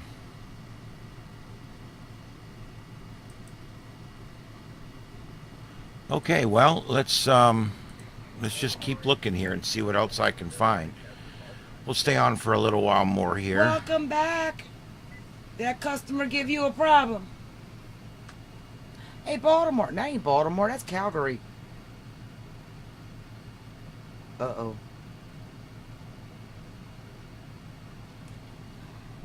I Yep. can't pronounce that. Who can? Nothing up in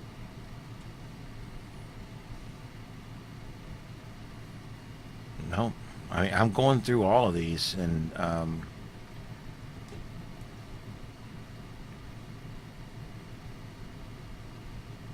nope. Okay, well, while we're still here, if there's anyone that has any questions or anything we'd like to discuss here, as much as I would love to just stay on and do this all night, I can't. We are planning on doing some stuff tomorrow. I'm not sure if we're going to be live on here, but depending on what's going on. we got bookings to do tomorrow. Bright and early. Yeah. You got what? Booking to do. Okay. I don't know what that means, but so anyway, but yeah, we're going to be doing YouTube all weekend. So we're going to be here if you guys check back. Like I said, I'm not sure what we're doing because I don't know what's going to happen with all of these waves that are going to be coming in. And like I said earlier, if one catches up with another, you end up with this extra large wave that comes through, and you never know. So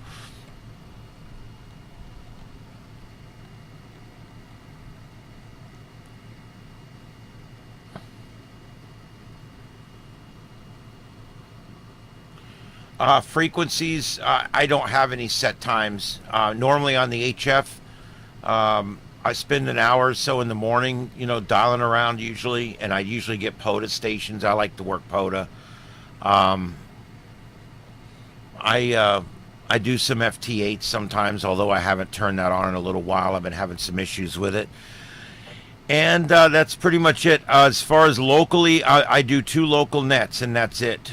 There's a Simplex net on Thursday, and we've got a net out on Sanibel that I do on Sunday nights. But that's really it. Peggy, I'm so glad that your schedule is clear as well. That works out good for both of us. So that's awesome. But yeah, we are, like I said, we're keeping an eye on it. Look at that. It's completely gone now. It's starting to inch back in over on the lower right corner right now. But if anybody had any last minute questions here, we are going to go ahead and sign off for a little while. Like I said, if we're going to be checking on it through the night, if things start to happen. Yeah, I'll watch this. We may go back live. I may go back live at 2 or 3 in the morning if we start getting power outages or reports of things out of the ordinary. We will come back on live. So definitely check in with us here and see if we're on, if something's going on. I would like to just stay on all night, but I can't do that because I've been up all day.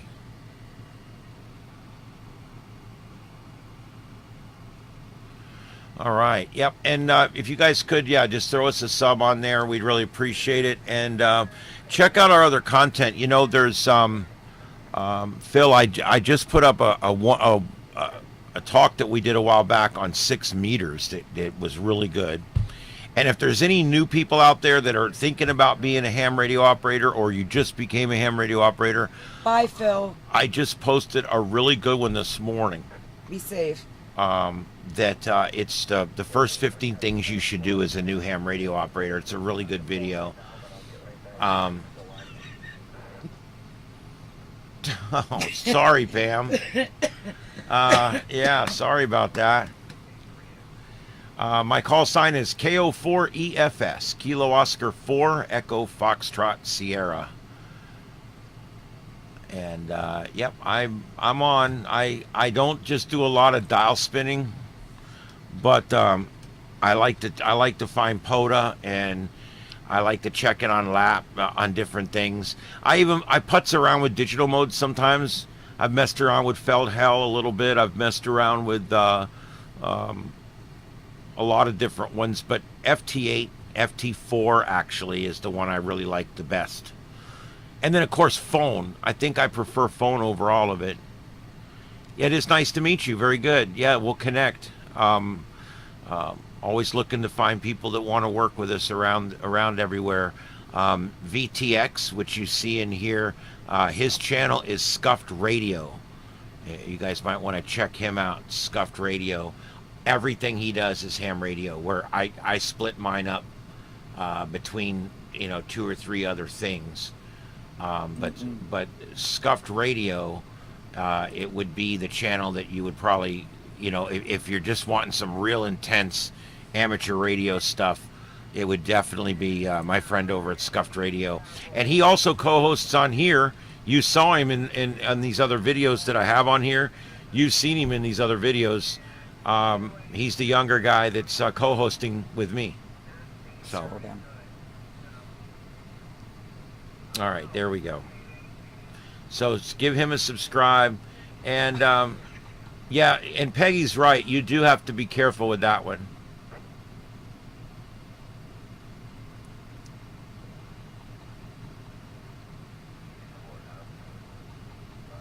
Yep, SDR's fun. I'll tell you something I got into a while back with the SDR is the SDR trunk. I've got a video, if you go back and find it, I'm going to be re-releasing it again, but I've got a video on SDR trunk, like the trunk of your car, and it actually decodes the Motorola P25 system using your SDR Sharp, and you can actually listen to police, fire, and EMS and things like that that are on a trunked radio system, using nothing but your SDR dongle and a piece of software that's free. So that's a real cool thing to check out.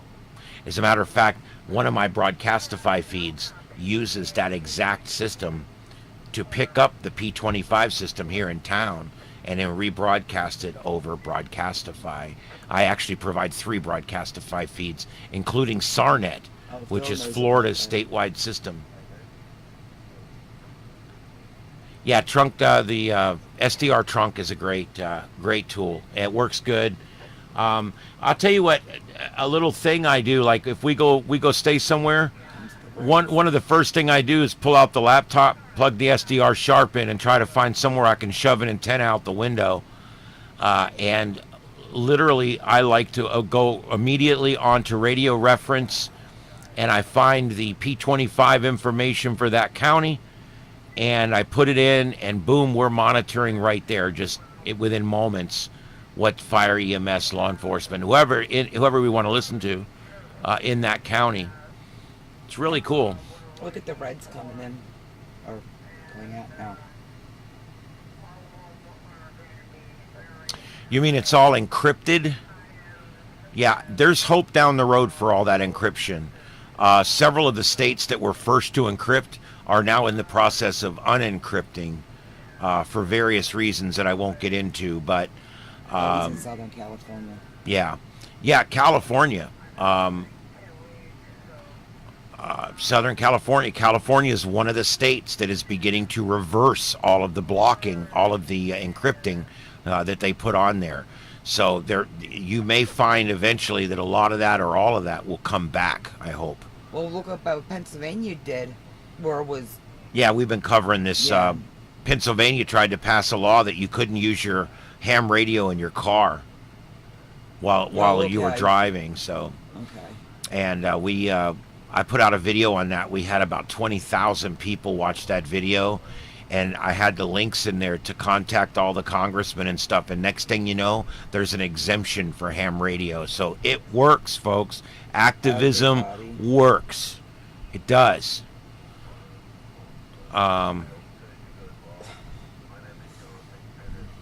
Here comes yes, Joachim, the bands are dead right now. In fact, I just spun around That's the StarNet that's talking up there. Yeah, if you hear a radio, that's SARNet. That's the statewide. I've got the statewide repeater system here. For Florida. We have the Florida statewide connected repeater system, which has 42 VHF repeaters that are all connected together. And that's the first sign of trouble. I'll normally hear it on there, so I'm monitoring. The HF bands are dead, and I guess, is that the bands? Or is that the... I don't know what those numbers mean. Yeah, my fiance's not my fiance. My wife is not much on my antennas either, but she gets used to them. Yes, They're great at fencing. I believe we are seeing radio blackout. I absolutely believe that. I'm watching now. I'm at 7.200, which normally there's always somebody talking, and I'm scanning up from that. Could give them old men heart attacks and they not be able to gab their gabbles.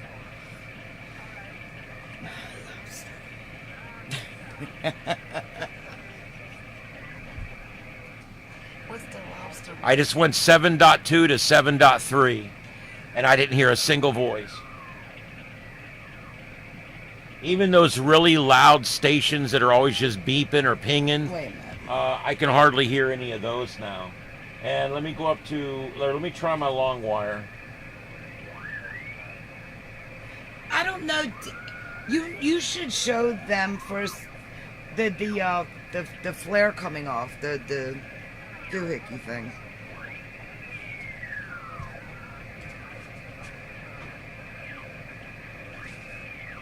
Nothing. I've tried both antennas. I've tried the whole band.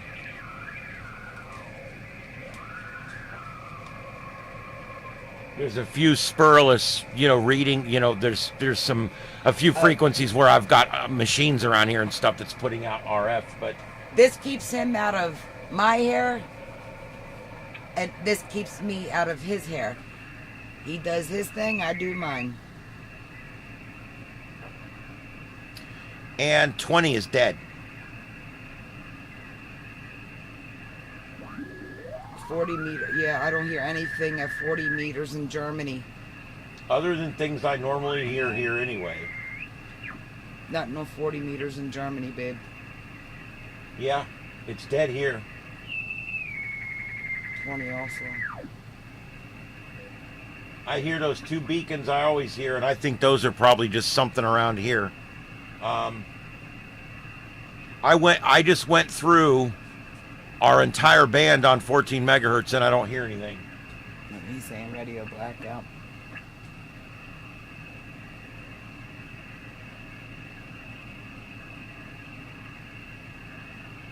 Well, Holy shit. hey, for you folks who don't remember, look at this. Paper, pen. We have a post office. Back to writing letters, people. I Pen don't, pals, people. I don't know if you can hear this. It's just dead air. Yeah, you want to know what? That's 14.074. That's the FT8 frequency. There's always 50 radios talking at the same time on that frequency. Oh, wow, look at the colors. Really looks like curtains. I do not Like hear drapes on a stage.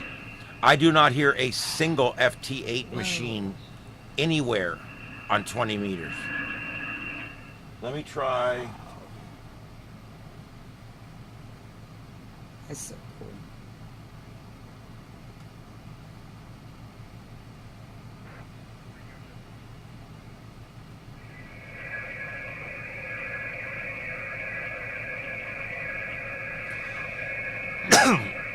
Guys, there is no FT8 signals on 40 meters either.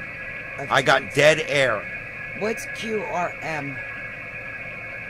How many Background noise. How many QRMs do you have?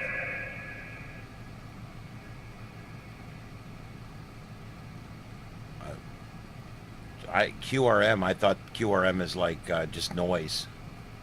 What? I don't know.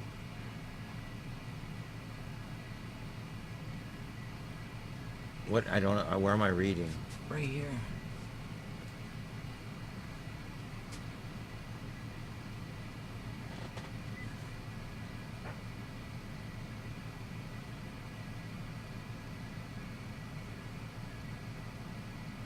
Oh, really?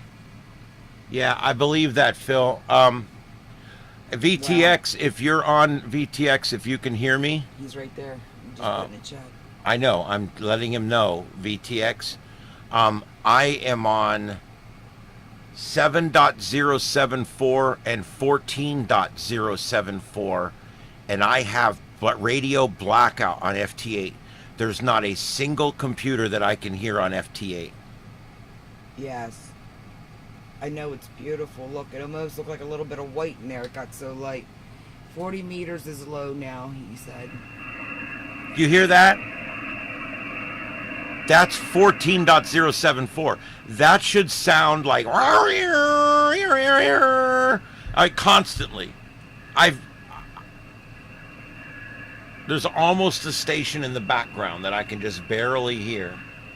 I have S4 normal, S0 at my location.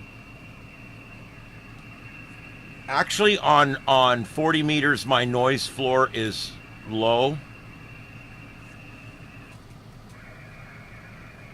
On 20 meters, my noise floor is definitely lower than it normally is. Well, we still got the internet, right? Till that goes. We'll be writing pen and paper. Well, this is a little bit of a test with the internet, too, because, I mean, guys, we've never had a solar storm like this during the internet age. I mean, this is kind of a little scary right now. We're like testing this out. Who was that guy? What was his name? The Carrington? He'd be quite impressed. Carrington, yeah, he would. Oh,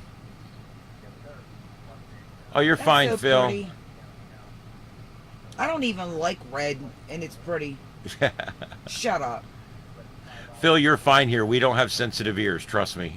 Oh, Phil, you got to come back the last week in October and watch a little party in the United States called Fantasy Fest. Yeah, just so you know, I'm a retired firefighter, and we taught the sailors how to cuss. So, it's fine. Let's see here. Joseph, I've never heard 7.074 and 14.074 dead air. Ooh, not me. It's an angry color, and it's reds and oranges make you angry, and they make you hungry. They keep you hungry. That's why restaurants will use those colors. They want you to eat. They want you like that. It's all psychological, baby. And Joaquim, I agree with you. I've never experienced FT8 being in radio silence like this on several bands. Never. Never. And yes, I love red. Red's the best color. If you don't love red, then there's something wrong with your brain. Wait till the next time at the cabin, Peggy. We're going to do that red room up right this time. Now I know what the hell I need to do. Yeah. Wait till y'all see that red room next time. Guys, we are witnessing this in real time. I mean, I've got a 10 through 20 hex on one side of my switch, and on the other side, I've got a long wire that's set up close to 40 meters. I still use a tuner with it. And I think they're talking about what's going on too, or maybe what's still going on up at the upper part of Florida with what happened this morning up here on the Scarnet. We had some Sarnet. We had some bad storms come through North Florida this morning, and there's places in Tallahassee and in Madison and Live Oak and those kind of areas up there in the north part of Florida that's still without power tonight.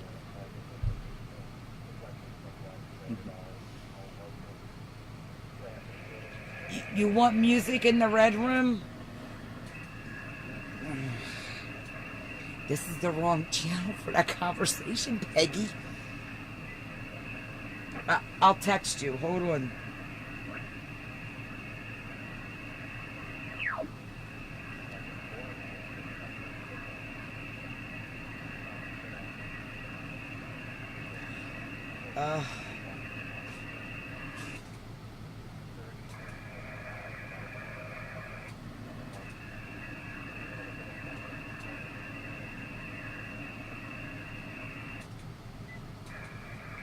Guys, it's just the radio is dead.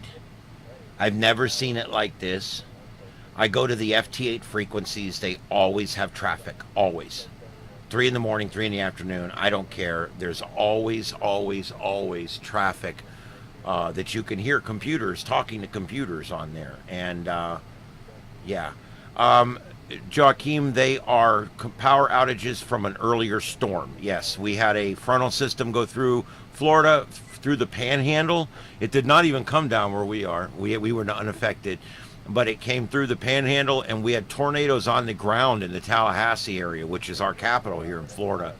And it also went up through Madison and Live Oak. There was some areas in the Panhandle and also north central Florida that did see some tornadoes today. And of course, then yesterday, as you guys know, we had quite a tornado outbreak up through the southeast. And then, of course, it was the Midwest and the mountain area to the west of that the 2 days before that. So it's been a 4-day event here. Yeah, and it all went down through as it worked its way down and across the country.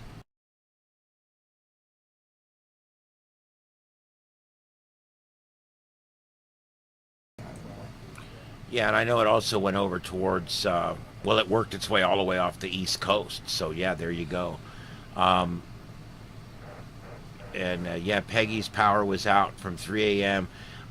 Peggy got it in the middle of the night where she's at. And then, of course, that same storm came through North Florida in the morning. And all that went through Nikki and all of them and, like, where our grandson is. And it just... At one time last night, I had my grandchild in one state with tornadoes nearby, about 100 miles away. I had Joseph in one state. In another state watching the tornadoes come through. He had one about 6 miles from his house at one point, and we're also watching his tower site too. He's got a tower site set up. And then we were watching Peggy's place, and we were watching Nikki's place, and we were Danny's place, and it was like all these, everybody's up there, and we're down here where the weather's great. Sitting with the phone, ready to start texting people to wake up. Oh, the show's over. Wait, got another one. Hey, look, it's like Star Trek. Look, there's a red planet. Yeah. There's a purple planet. There's a blue planet. It's like this screen on Star Trek. Yeah. And of course, these auroral updates don't get updated very often. It's still showing pretty much the same thing it was showing. And a quick check outside. No more auroras here. We are continuing to watch, and I'm going to leave this camera recording like this all night up into the sky to the north. And we'll go back and watch it back at like 16 speed and see if we see any more auroras that come through in the middle of the night. We are live tonight in our little studio behind the house here, and we will be on for just a little while longer here as we are watching live Solar Storm 2024. Maybe we should call it Solargeddon. Oh, please don't. Oh my God, please don't. Don't give nobody, no news organization a freaking idea. Oh, we'll call it Solargeddon. Ground. Ladies and gentlemen, continuing Mountain coverage molehills. of Solargeddon 2024. Brought to you by your local generator company. I vote no, Peggy says. Well, thank you. Yes, I've been working on this little studio for about 3 years now, and I started out here with basically a building, just a shell of a building, and we put the walls in, we ran all the electricity, did everything we had to do, set it all up, put it all together. Roping. And it's taken about 3 years And it's gone. to get it to the point here where everything's working great now, and we are able to do broadcasting like this. Yep, it's a shack. It's a ham shack, yeah. I tend to not call it a shack on YouTube because that, when you say shack outside of ham radio, people get visions of like a shanty down by the river, and it's not. You know what? It is a hurricane approved Metro date rated outbuilding. I don't know what you want to call it. If nobody likes it, they can buy and set us up a brand new one. This thing made it through Ian. Category 5, baby. What I do when a hurricane comes, and I did it with Ian, and it saved this place. The shed is rated. It's Metro date rated, which is the highest rating you can get on structures in Florida or anywhere. And what's neat about this particular shed is when the storm comes, I've got these big 5,000-pound straps that you see the truck strap down the loads with, you know, and they got the big ratchet straps that go. I've got 8 of those, and I put them over like this and over like this, and I crank down the shed. So literally the shed is being held by like a webbing of straps. And don't care if the house blows away, but the shed won't. While we were riding the storm out, the neighbor's roof come off, flew across the yard, and struck this shed directly. Bent the antenna up that was on the top, destroyed my aircraft antenna, and damaged a whole bunch of stuff, screwed up my air conditioner and everything, but the shed was pretty much undamaged. And it's done really well. It's moving. We lost a rep planet. Phil, I know it's very unusual for your XYL to have a chair next to you in the shack. Yes, I am a lucky man. She's not into radios. I can't get her to talk on them, but... Look, emergency, that's one thing. Just to screw around, nah. I'd rather waste my time messing with people on text and my own channel. So we just basically, she does her channel out of here. I do my channel out of here. I also service about 4 clients out of here, doing shows for them, making their shows for them. And then I go to work every day for 5 hours and produce a talk radio show there. And that's pretty much my day.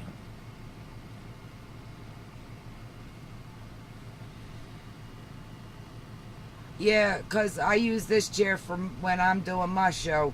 Because sometimes, depending on what event I'm covering, sometimes it can be an 11, 12-hour event.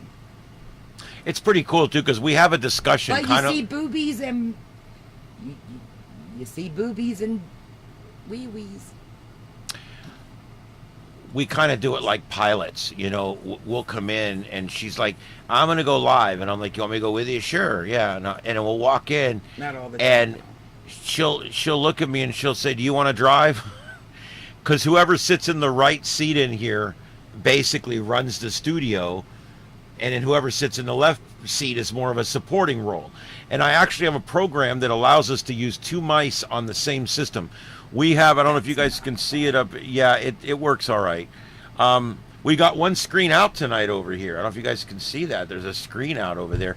But these 7 screens in front of me are all hooked up to this 1 computer right here. And so 7 screens on 1 computer, 3 screens on another computer over here. 1 behind us. And then there's 2 more computers over there with 3 screens for those. And then our security system, and we've then got several. Screen back here. 2 more TVs back here that are that do local digital. And then a TV back here that's on a separate system. There's another workstation back there. So if my wife needs to work on her shows or be putting in stuff in the computer, she can just spin around behind me. There's a big screen back here with a computer hooked up to it that's pretty fast. And she can go back there and do her work like a second workstation.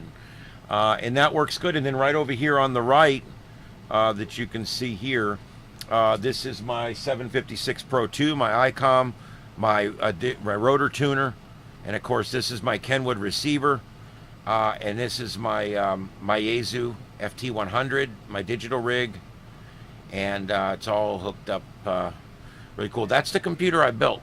I gotta tell you guys, I will never buy another computer again. I was spending $1,500, $1,000 on these damn computers, and they're always garbage. And Joseph said, look, dude, don't ever buy a pre-made computer. They're crap. This is what it looked like coming off of the sun. maybe he can pull it down to show to people who don't know what it looks like for a flare to come off the sun. That's why we're getting the auroras now. But this is the CME that came off the sun. Yeah, that's the chronograph, like a little movie of what it looked like when the wave was coming off the sun. Yeah, could you pull that up over here to show the people what it don't look? I probably can. But what I was telling you was, and I've already said this once earlier for the people that were here earlier, but PC part picker. PC part picker. I went on there. I clicked the buttons. I waited till things came on sale. I bought them. 3 weeks later, it all came on Amazon. There was one thing I got off of eBay, and 7 parts. I think we put it together. We plugged everything in. We fired it up. It took a few minutes to figure it out, and it does everything. It's an amazing computer. So, just buying computers is for the birds. Building them is how you get the biggest bang for the buck. Well, Phil, we had a thing that, well, we didn't. This is before I moved here. But you talk about underwear and the wonders it did on 60 meter. Well, back in the day when cars still had antennas. You want to tell them about Panty Tuesday or whatever it was? With the aerial, you put your underwear on, you get a taco. Oh, that was Bubba the Love Sponge out of Tampon, 93.3, the Power Pig. That was years ago. He worked out a deal. He would call Taco Bells and shame them into doing No Panties Thursday. And if you tied your panties on your aerial, because back then cars had those, if you tie your panties on your aerial, you would get a free taco with a purchase of another taco. And it was called Taco Tuesday or No Panties Thursday, depending on what the deal was. Anyway, yeah, that was fun. Okay, 12. That's that PC part picker website right there. And you just go there and you click start your build. And then you start with like the processor. Pick the processor you want. Go on and find the one that's going to do everything you want to do. Then once you pick the processor, then it says, okay, pick a board. And it will only let you pick boards that will work with your processor. Then eventually you got to pick your sound card or pick your video card or whatever. When you pick something, it only lets you pick things that work with all the other things that you've already picked so far. It's just freaking ingenious. And you end up at the end with a huge gaming computer that's more computer than you'll ever need. And that's a lot better than what we normally end up with was I take it out of the box and it's a slow piece of shit already. So I love me some PC part picker. Anyway, let's go back and look at the Auroras again. They're going again, cranking again.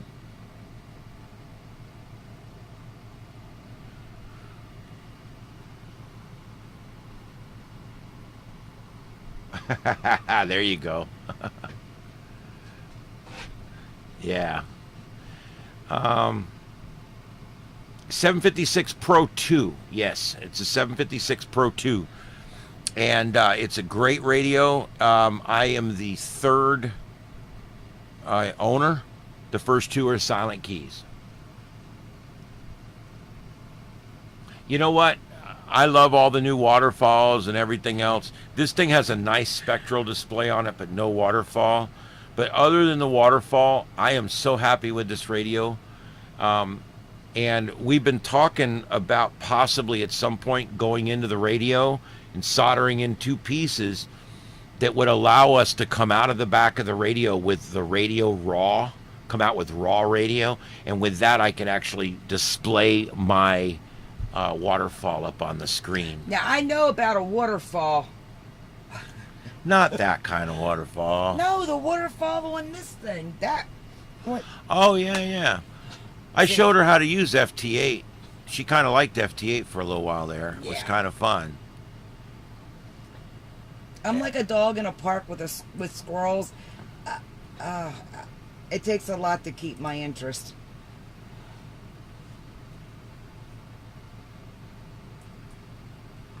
All right, and I'm checking all the live cams again. Again, the problem is things are light more than they're dark this time of year, I unfortunately. know. It does. It is a cosmic waterfall. Especially that last one that's fading away now. See where we could park it at, try to get a good signal.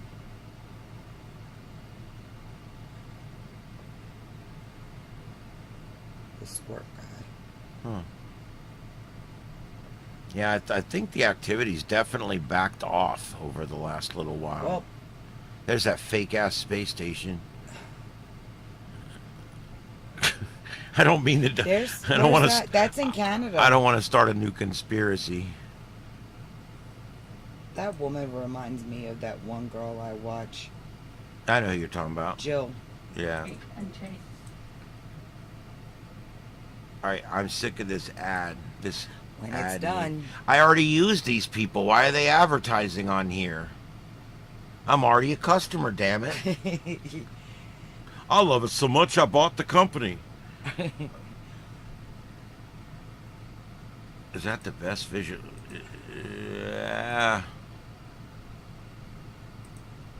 Wow.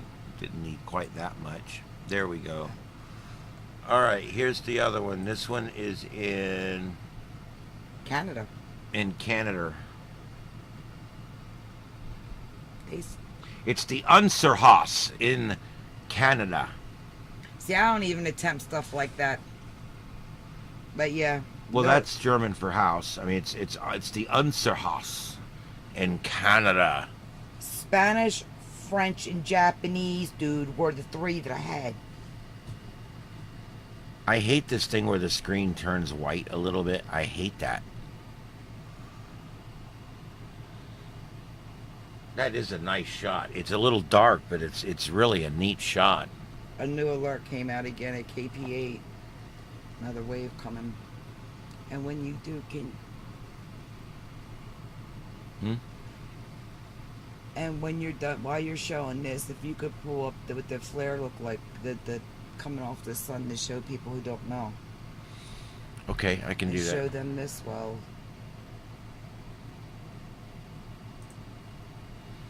All right, let's pause that.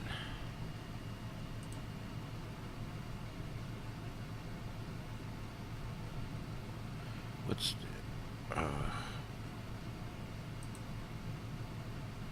Wow.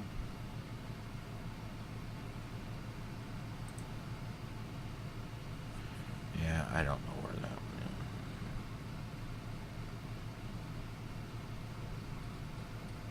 I don't know. Ooh, there's some awful big holes in that sun. Yeah, that's an angry sun. I mean, I don't know what you're gonna do. That's a pretty damn angry sun right there. I love watching. Yeah, I've ever watched how the sun works, and how it collapses in on itself and what it does and all that. It's pretty cool. It is pretty amazing.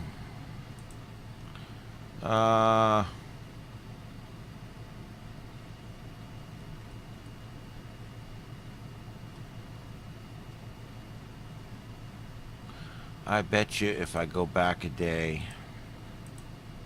we're trying to find the original video. There it is.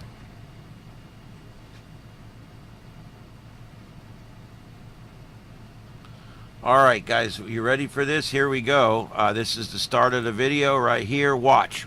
1, 2, 3, 4, 5. There's 6. I think I missed one of the first ones, but look at them all. My Lord. What you're looking at in the center is the sun. And they've got like a blackout disc over it so that it doesn't desensitize the camera. So basically what we see is everything that comes off of the sun. This is kind of like what you would see if there was an eclipse going on, because the sun's covered by the moon. Well, in this case, they just put something there to where when the camera takes the picture, the light from the sun does not go into the camera. They've got a disc there. So what that does is that allows us to see what comes off the sun. When something comes off the sun and it makes an explosion that you can see all the way around the sun, that's what they call a halo. And what that basically means is it's Earth directed. It's heading in this direction because the outflow away from it is heading away from here in every direction. So that when you see those like that, they're heading directly towards us.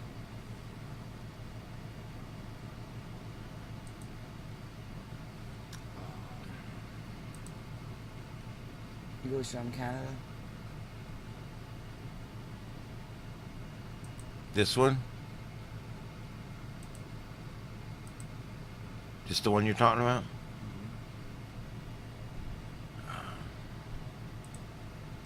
There's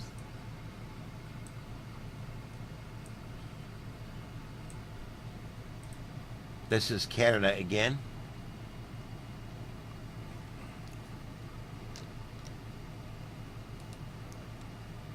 All right.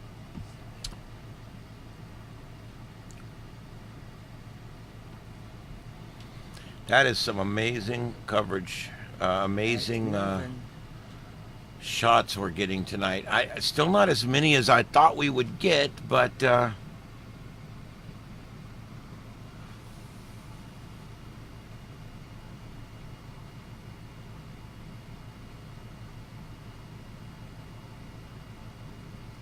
What?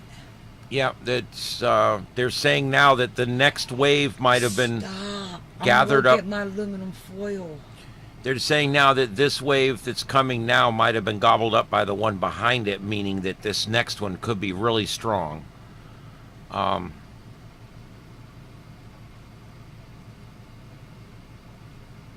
I only needed that stuff because of that movie Signs, and you put it on your head. What, your tinfoil hat? Yeah, he said he's wrapping his phone in tinfoil. We're still keeping an eye out here, but we haven't seen anything down here other than that's time for about 15 minutes earlier where we actually were seeing a red glow in the northern sky here in South Florida, which was, oh man, that was kind of crazy, to be honest. I wasn't really expecting that. Does it say where this camera's at No. besides just where it is? Nope, that's all it says. It's north of here. Okay. That's great. Ain't it? I thought so. Right? Oh, I hope not. It's going to make air traffic control for them airplanes in the sky a little difficult. Because they didn't have that problem back during the Carrington thing, I don't think. Nope. Whole different ball game today.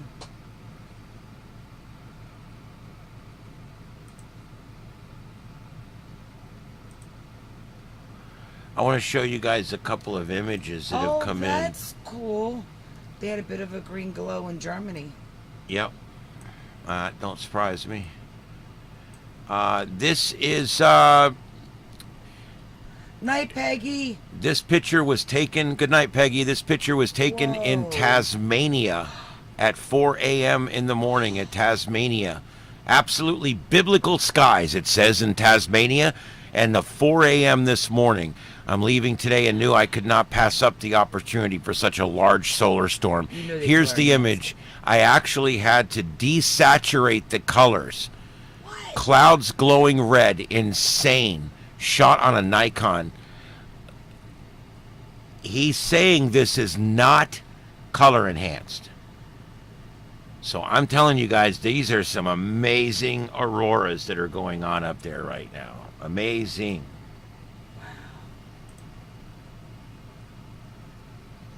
It was beautiful. Man, I wonder if Poppy and Doe-Eye Cookie and all them got to see any of it.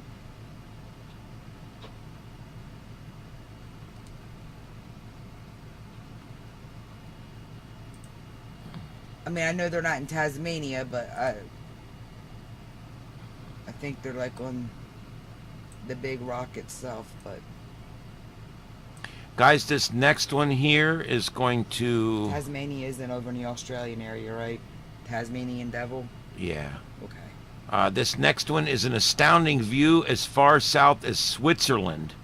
This video, this 360 video, was shot just a little while ago. It was posted, well, just a little while ago. So this was from 3 or 4 hours ago in Switzerland. We're going to switch to that.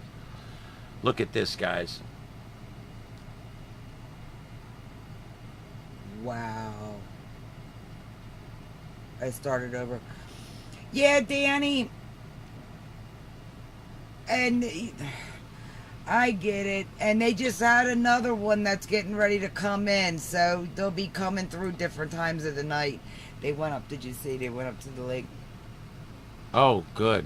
Did you No. see anything? Huh? She's right here.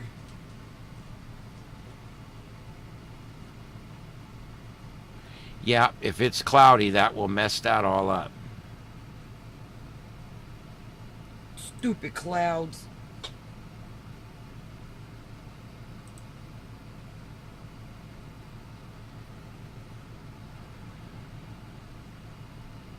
South Pole Aurora Cam is live.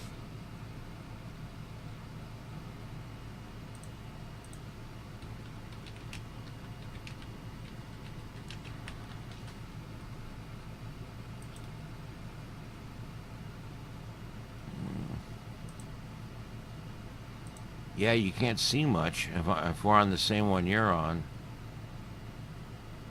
It's a balmy minus 51 Celsius, I don't know what that means. minus 60 Fahrenheit.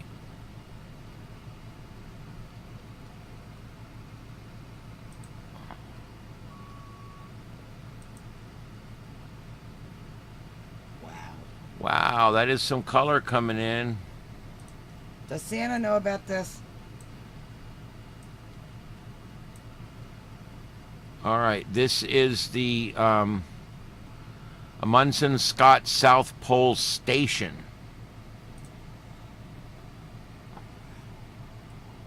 I don't know how much of that's Aurora color and how much of it's, lights there, but it sure does look like pink auroras. It does. It's probably red just to rip with this. Yeah, and this is a photo. I guess it updates every so often, but That was taken at 1950-03. I have no idea what time zone that's in, but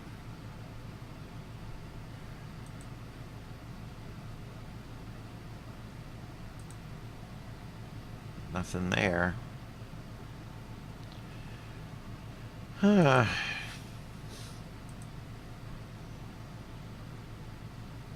there we go. Norway, Sweden, Finland, Iceland, or Greenland, United Kingdom.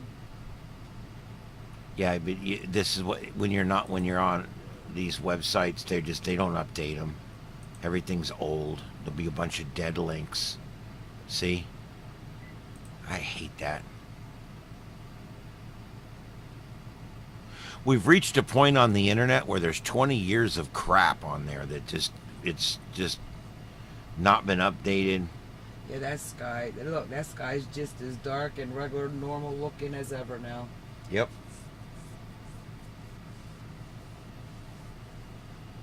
Yeah, she's talking about our sky here. That sky was red earlier here.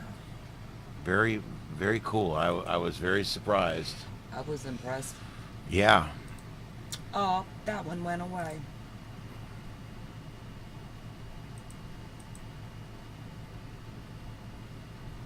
Man, my hand hurts.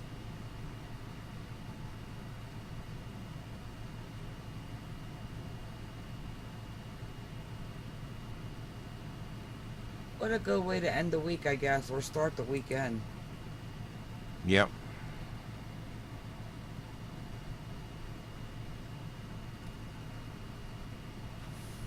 That's sick. Yeah, I know. I'm looking to see if there's any news coming in of anything going on. Massive solar storm hitting Earth. An historic space event. Maine, Yeah, or CNN Michigan. is reporting.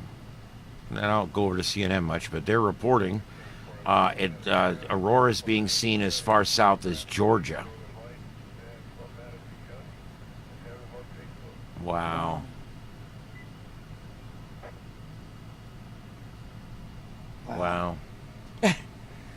able to show, or yeah. Yeah, it doesn't show much, but this shot here was taken from Atlanta, Georgia. Good old hot Atlanta. Yeah. And it was probably taken by a car that was stopped in traffic in a traffic jam, I'm sure. For Friday night traffic. Friday traffic.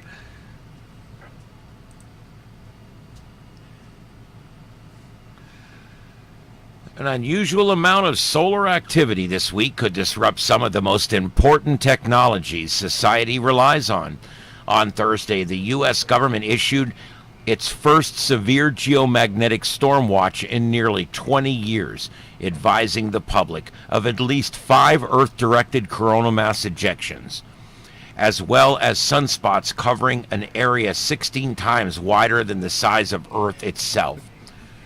A severe geomagnetic storm, or G4, is the second highest grade, and of course we've had G5s already today. So radiation from the activity began to hit Earth's magnetic field on Friday, and it will last through the weekend, said NOAA.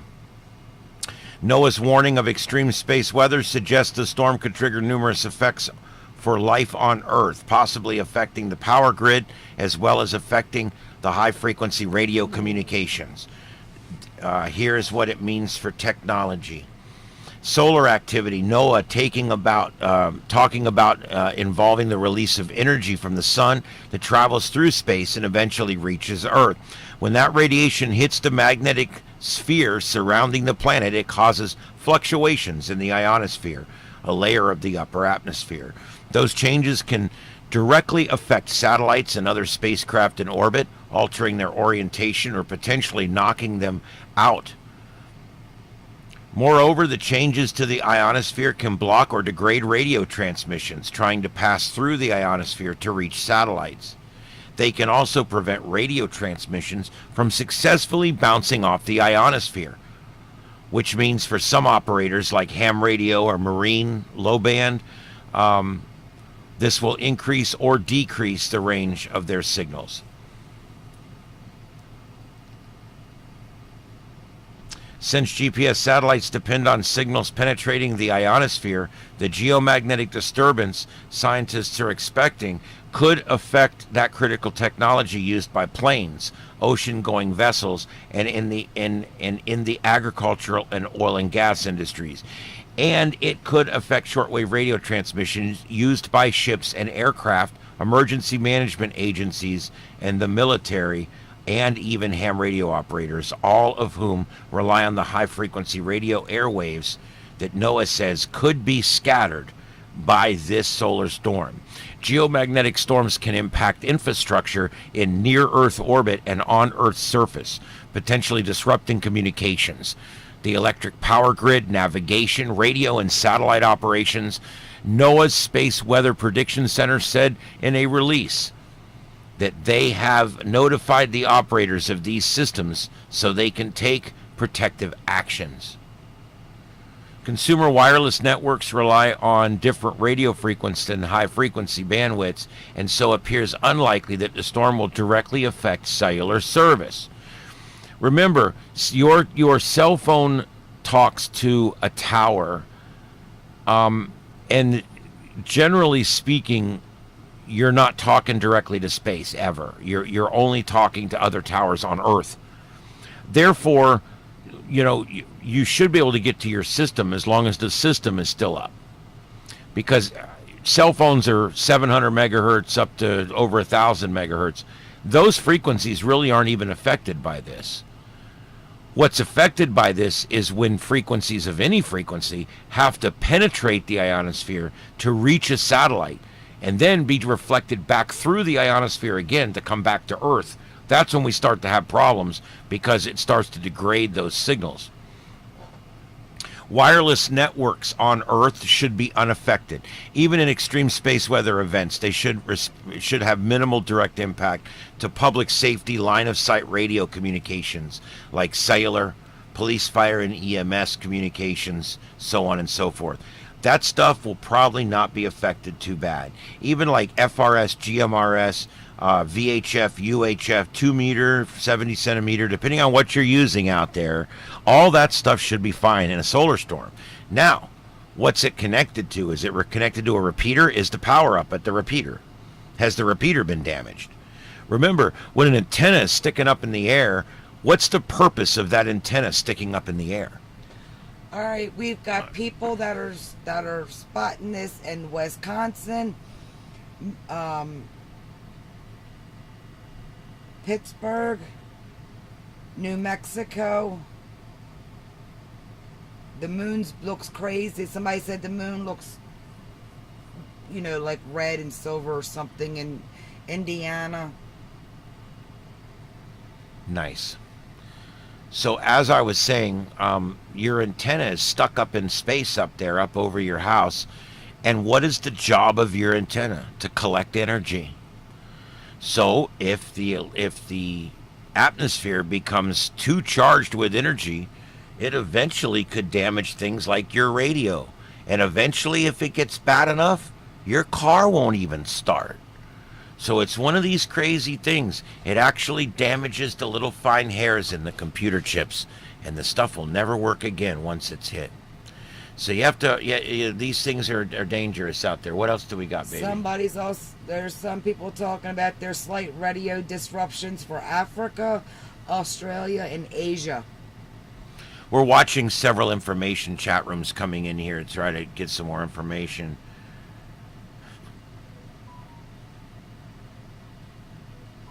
A lot of places are cloudy. The rest of the United States is waiting for it to get dark so they can start seeing stuff. Saw it in Alabama. Phil, believe it or not, this could be one of the most historic times that history has ever given us, historically speaking. I'm just screwing around. Purple, yes.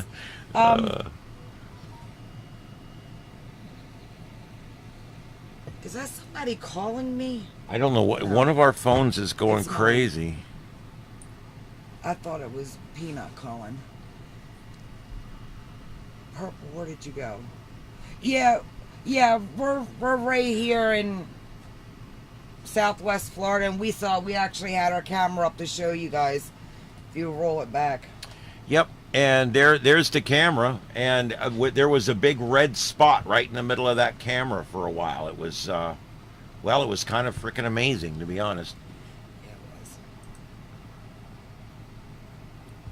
was. Oh, man. Space weather can jeopardize power grids, according to what? Danny. No, you go ahead. I'm going to see the pictures. According to NOAA, those alerts this week said to expect possible widespread voltage control problems and that some protective systems may mistakenly trip out key assets from the power grid, meaning all of the equipment in the power grid is all connected together, and there's switches that are in place everywhere. And if it detects an overvolt of a certain amount or amperage that's just growing too high, it will shut down systems as necessary to protect them. Well, as it begins to shut down systems, you now get more and more power building up on the system that's still operating. It creates what they call a cascade failure. In 1998, a space weather event led to a massive blackout in Quebec, Canada, for more than 9 hours after geomagnetic fluctuations damaged transformers and other important equipment. In October, an extreme geomagnetic storm, stronger than the one predicted for this weekend, led to power outages in Sweden and damaged power transformers in South Africa and in other areas in that continent. The largest known geomagnetic storm in history, known as the Carrington Event in 1859, caused telegraph stations to spark and catch fire. We talked about that earlier in this broadcast. The Carrington Event in 1859 was named after Carrington, who saw it through his solar telescope. And that event, if that event happened today, it would bring us back to the Stone Ages. Well, Purple Crab Lady lives here too, and they drove up 41. There's too much traffic and lights. We just walked out and looked up. Yeah, we were not really able to see it. Although I did see a red hue Yeah. with my own eyes. But I bought a brand new security camera a while back, and I put it up on my tower, and it is a special low light camera. It's a really good digital camera, and I faced it to the north tonight, and turned the lighting all the way up on it. And all of a sudden, we looked over, and there is red auroras on my security camera. I was freaking out. We put them on here. We're going to go back and repackage that for you guys so you can see it. That's really cool. KZ5. I have used down detector, but I'm not using it right now. What I'm using is Radar Omega. Radar Omega has a feature that you can turn on that reports power outages in the contiguous 48, and that's what I'm using right now. And I don't see any okay. widespread power outages showing up right now. So You're lucky in Mississippi. Sometimes they got great pictures. People, the ones I've been seeing, the people are sending me are amazing. I'll show you when we go offline. yeah. Guys, I know I've said this a few times tonight, but Aurora Borealis is on my bucket list. It's something, it's like seeing the eclipse or something. It only happens a few times in your life, And now, of course, if you got money and you can drive up to Finland or somewhere and go stay up in the glass igloos or something, that's all great. But a lot of us have to kind of wait for that freakish moment like this one. But here, I'm gonna show you this. You just don't say no names on the air.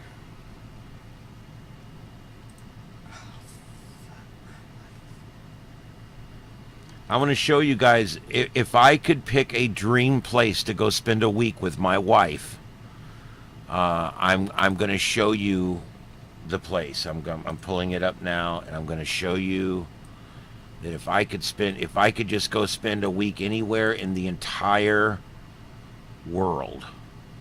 God, I wish this thing would quit just loading shit up without me saying to do it. It likes you. Pissing me off is what it's doing. This would be the place I'd take my wife right here. Look at this, guys. You rent the place. Your place is a glass igloo. Look at this. Is that not cool? I mean, tell me this place is not cool, right? I mean, could you imagine going to a place like this? We would go and that be the week nothing happened. Well, of course. I mean, yeah, I'd spend $1 million and not get to see a damn thing. It would rain. Would that be even better? But whatever. Guys, is this not the neatest place you've ever seen? And this is like, I'm showing you pictures of 4 or 5 different places. There's several of these up there. Look at this. Oh, could you stay there for a week? Oh my God, I would love to stay there. Are you kidding me? They have these in Sweden. They've got them all over the place. Yeah, you talk about an amazing place to go stay. That would be it right there. Oh man, there's some cool ones too. Look at this one. This one's in Finland. Is that a cool place or what? That's your bedroom, the glass one there. I just think these are so cool, dude.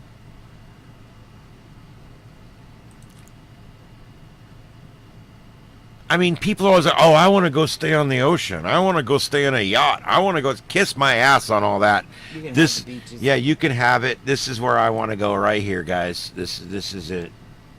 That was in Finland, you said? Where's it at? Yeah, Finland. Yeah.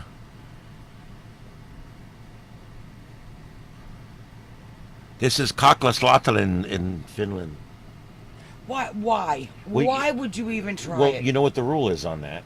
They taught me early on in radio, if you don't know how to pronounce it, say it quick and act like you knew how to pronounce it. Well, don't say nothing. But look where this came from. Nice. Wow. Uh-huh. Is this amazing? This might be the only time. I don't mean to sound so fatalistic, but this could be one of the only times in your life where auroras are over your house. What does this do to ghost activity? What does this do? Ooh! What does this do to UFO activity? What does this do to all the other paranormal things that I'm we not study messing out with there? My own house. Casper can stay asleep in there.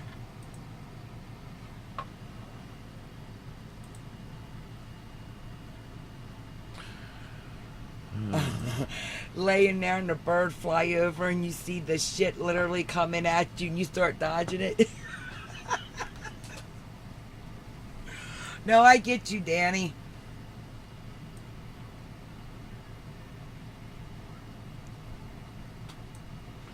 All right, and let's take a peek at the Aurora oval. See, they are changing that because it shrank back up. It was down the like here, and it looks like it's shrank up. Yeah. It is running because, yeah, it is. It is gone up and down a couple times now. Wow. Let's see. All right. We're doing pretty good on the numbers. Somebody Lots. said they're in Athens, Georgia, and they had breathtaking sky for about 30 to 45 minutes. Charlotte, North Carolina. Oh, no, they're asking. 22-minute to peak Yeah. view. KC5. Yeah, it's amazing. I can't believe we saw them here. I'm not sure 100% that we did, but I have a security camera that caught this amazing display in the north sky. Somebody said they seen it in southeast Oklahoma. Oh, Danny, I don't know. I think when you're in there looking out, I think it would be really cool. I just do.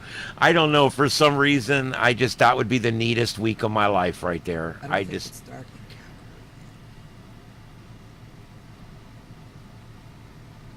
Well, and you know what, Purple? To be honest, my wife and I studied ghosts for years, and I live with them. we actually had a paranormal research team for a while, and did a bunch of different stuff like that. And I have believed for a very long time that it all has to do with energy, and during an aurora event like this, Oh, yeah. the energy patterns right now are very different than they normally would ever be. So if you got a haunted home and you investigate and you do EVP work and you like to do, EMF sweeps and things like that, now I would go do it Just right make now. sure you get a proper reading of everything now, and stay out of the kitchen, away from alarm clocks, refrigerators, microwaves, washers, dryers, ceiling fans, box fans. Stay away from it. It'll spike that shit. Yeah, but yeah, check it out. If you do any of that kind of stuff, you might want to check it out tonight, because the Earth is in a strange energy state right now, a state that it's not normally in, and it's a high energy state, much higher than it normally is. So we don't know what effect that would have on any of these things. There you go, Purple. Yeah, I'll tell you, I believe that orb activity is directly connected to energy fields. I believe it all is. I think this side and the other side are just a matter of what kind of energy you are. It's just a veil. Yeah. All right. It's just a veil. We're keeping an eye I'm out. just renting this meat suit, because people don't like to see your soul running around. So I'm just borrowing this meat suit for a while. Wow, someone's reporting Huntsville, Alabama, which we already knew about. And now reports coming in from Illinois, a beautiful display there. And Northern Ohio, a beautiful display going on there as St. well right Louis. now. St. Louis, Missouri, display there. Who's in St. Louis? I know somebody's that's in St. Louis. Drunk! Kentucky and Arkansas. Some pictures have been sent in from Kentucky and Arkansas. Does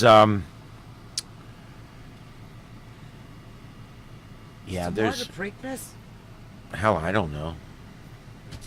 No. That was last week. No, they're off this week. Okay, next week's the Preakness. All right, checking space weather. There's no updates there.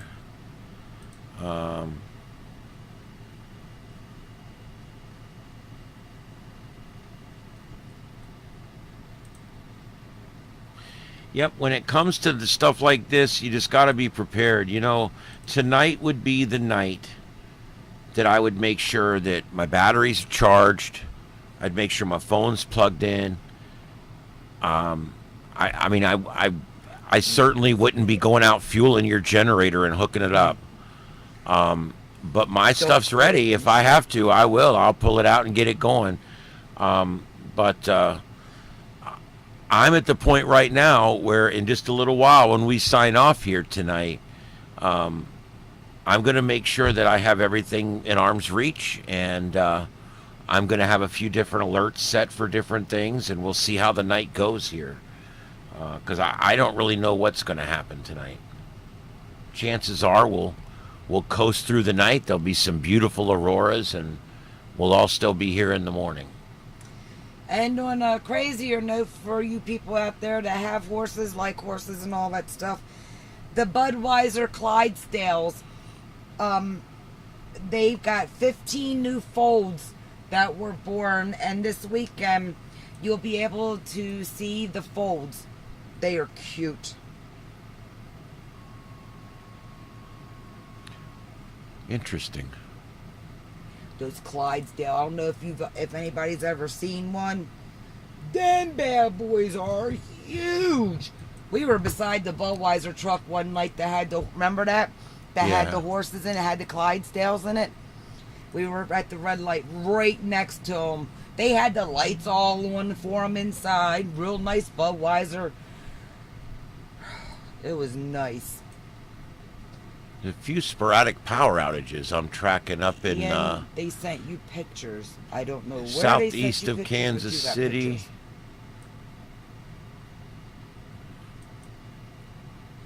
And up there north of Paducah. There's a few sporadic power outages popping up, but nothing major yet. I believe these are storm damage out here. So, but we're keeping an eye on that. No, there it goes dancing again. I want to check. You ready to go, kid? Hun, I don't know who that is, but they said they sent you a picture. Pictures. Okay.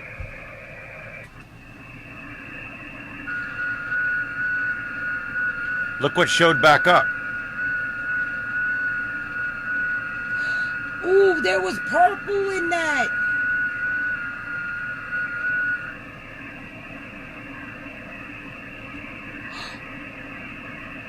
I hear one lone station on FT8.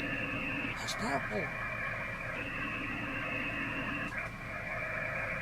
Nothing on 40. Just dead air.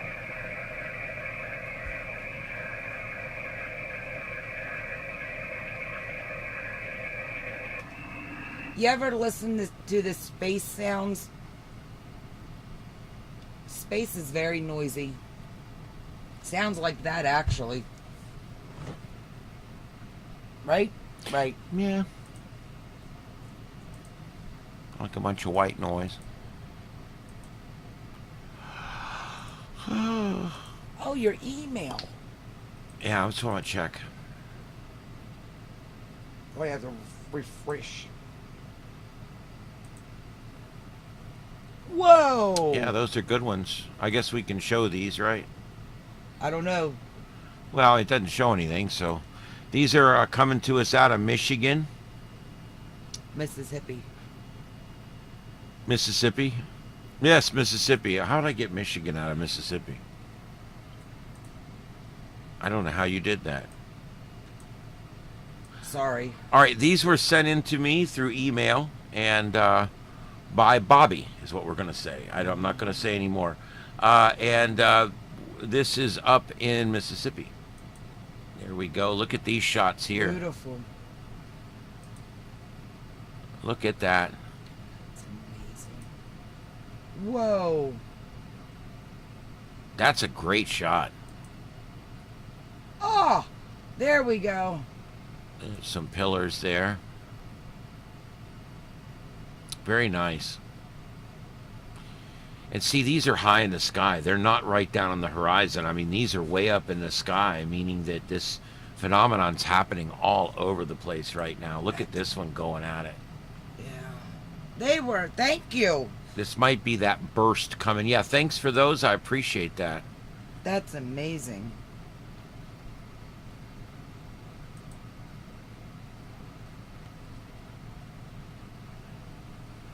Wow. And I'm getting sporadic E Dude, openings. what? That's crazy. The Swedish nuclear power plant shut down due to a surge earlier last night. Really? Wow. Well, gotta be safe than sorry. Don't need another Chernobyl or Fukushima or whatever it was called. Or another 3 Mile Island. And didn't they have one up there, 3 Mile Island? Yeah. Yeah. Man, I need to go back to school. No, I don't. Once was enough. Actually, I've done it 2.5 times. I'm good.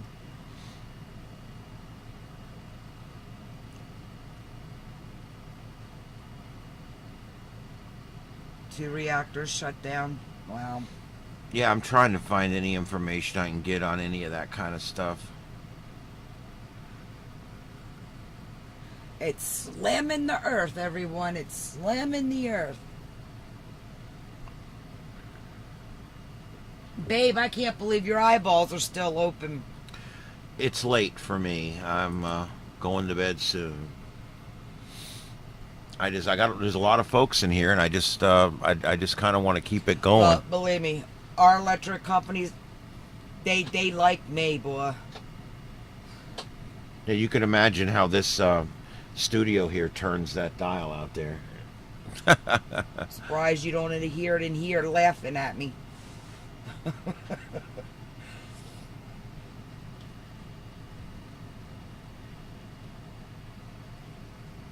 It's on Omni News.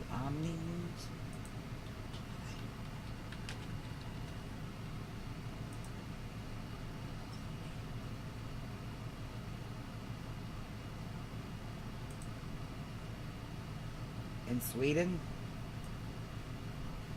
Or Swedish. Yeah.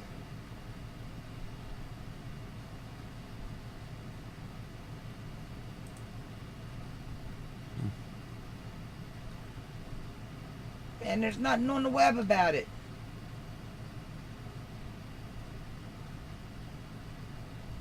Hey, we saw that one. We went there. Yep. We drove past this one nuclear plant that come up here. We got pictures of it.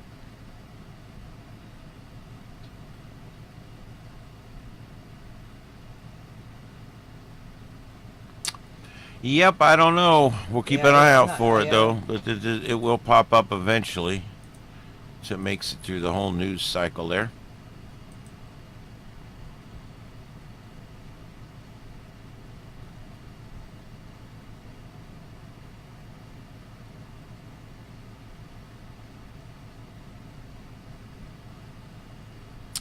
Yep.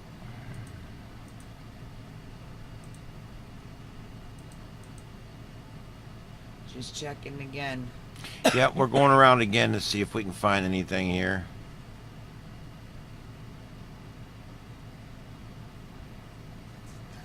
Yep.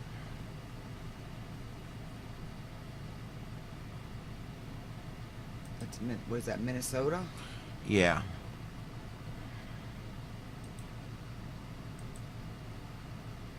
That would be me. Step in a puddle and just fall straight through. Oh, man.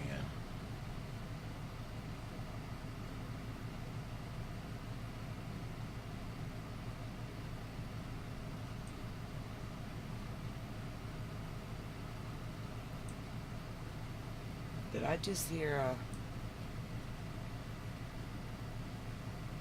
you know, Hmm? can I just Yeah, you can. minimize Yeah, it? you can change it. Double left or double right. It'll get you out of it.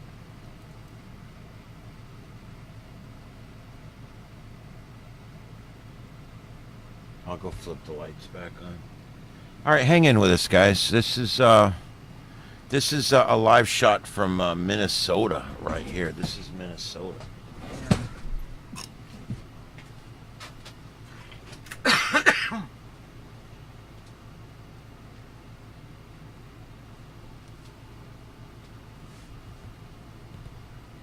Gotta turn the lights back on.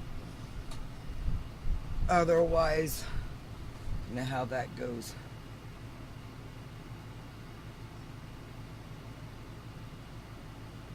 And just like that, there goes the. You hear my electric bill going up. Click, click, click, click, click. Oh, look at that coming. Oh, wrong one.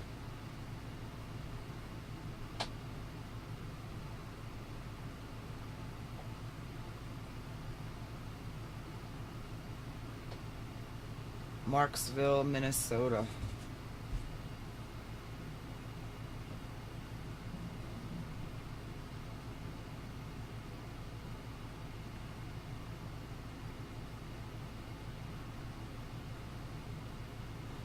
Oh, that's okay. Don't stop your car. Don't need to get rear-ended in the ass. Phil's gonna. He was gonna stop the car and give you the link. It's in Swedish. I don't know no Swedish except the little fishy things that I like. Sorry. The sweetest fish.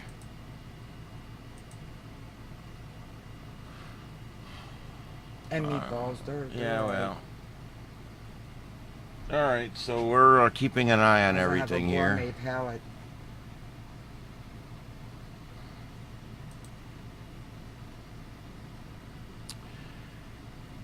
You know what's screwed up is we're so used to everything being breaking news. Like when there's weather going on, we've got Radar Omega, we've got all these resources. We can come in here and we can show you this tower site and that tower site. We can show you reflected and we can show you radial velocity. And but when it comes to solar storms, we really don't have all the perspectives on it. We don't have, there's not like the real time information. It's just not quite available like it is for terrestrial weather. And so it's a little more of a guessing game here. Some things just ain't meant to be. Boy, that known. is It's really just getting meant to bright be all of a seen. sudden. I love that roping. It looks like roping when it does that. I like that.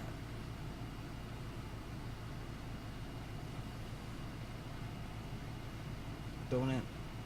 It almost looks Yep. like it's roping and it's spinning. Yeah, it sure does.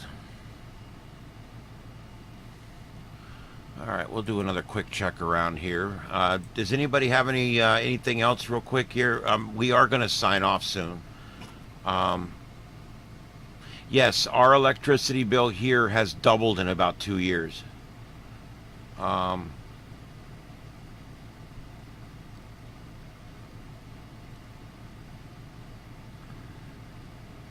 Look at that. This it's going away. Come back. yeah. Incredible. All right. Well, guys, I don't have anything else to report right now. So if you guys have anything else, I've taken a look. I'm checking around now to see if there's any new information on any of the websites coming out. Don't see anything on the big websites.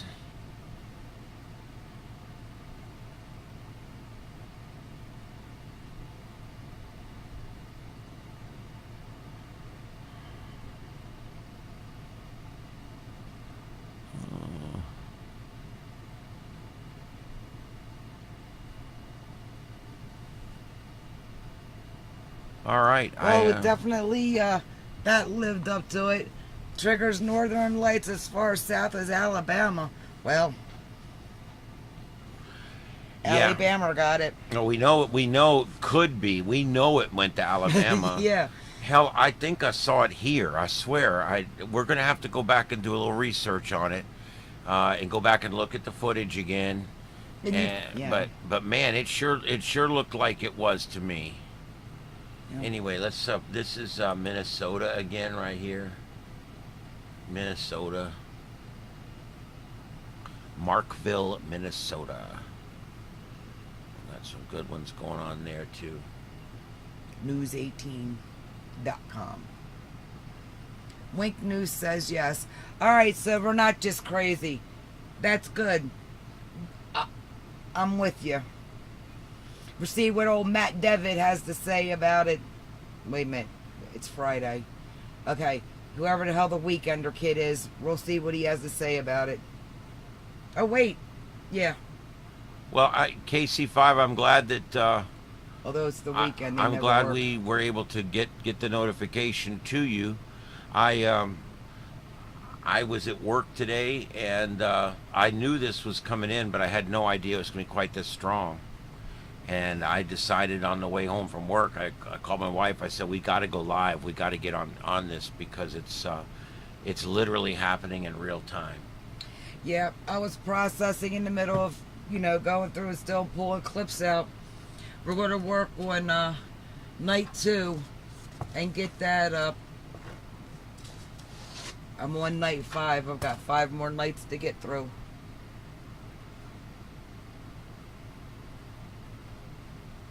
But it's been fun watching it. Oh my God.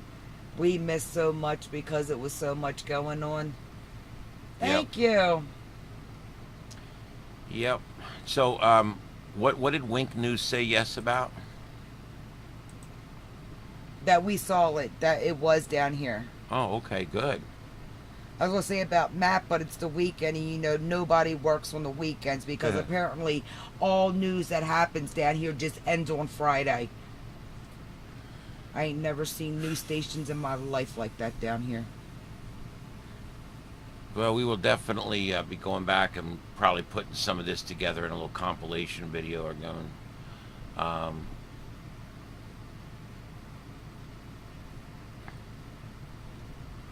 right, Phil, I'm going to put that into my browser and see what I come up with, Phil. Let's see here. Anything else that anybody has real quick before we sign off? Dude, if it's in Swedish, how we gonna read it? I'm going to translate it.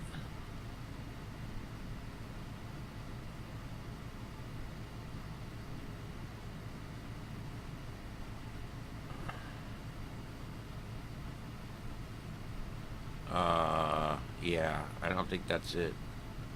Anyway, okay. Last call, guys. Does anybody have anything else? Thank you, Phil.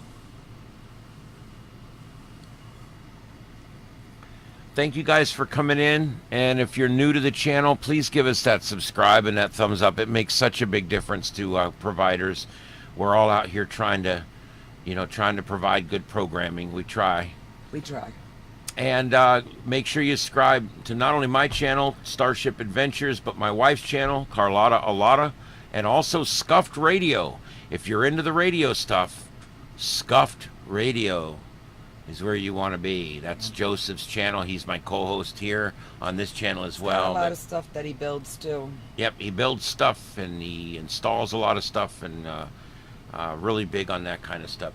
We do all kinds of stuff here on this channel. We do adventuring, we do sci-fi stuff, we even do a little ghost stuff now and then. We'll do a little bit of everything, Ham radio. but we focus primarily on radio science and ham radio. That's his channel, this channel. Yeah, this channel.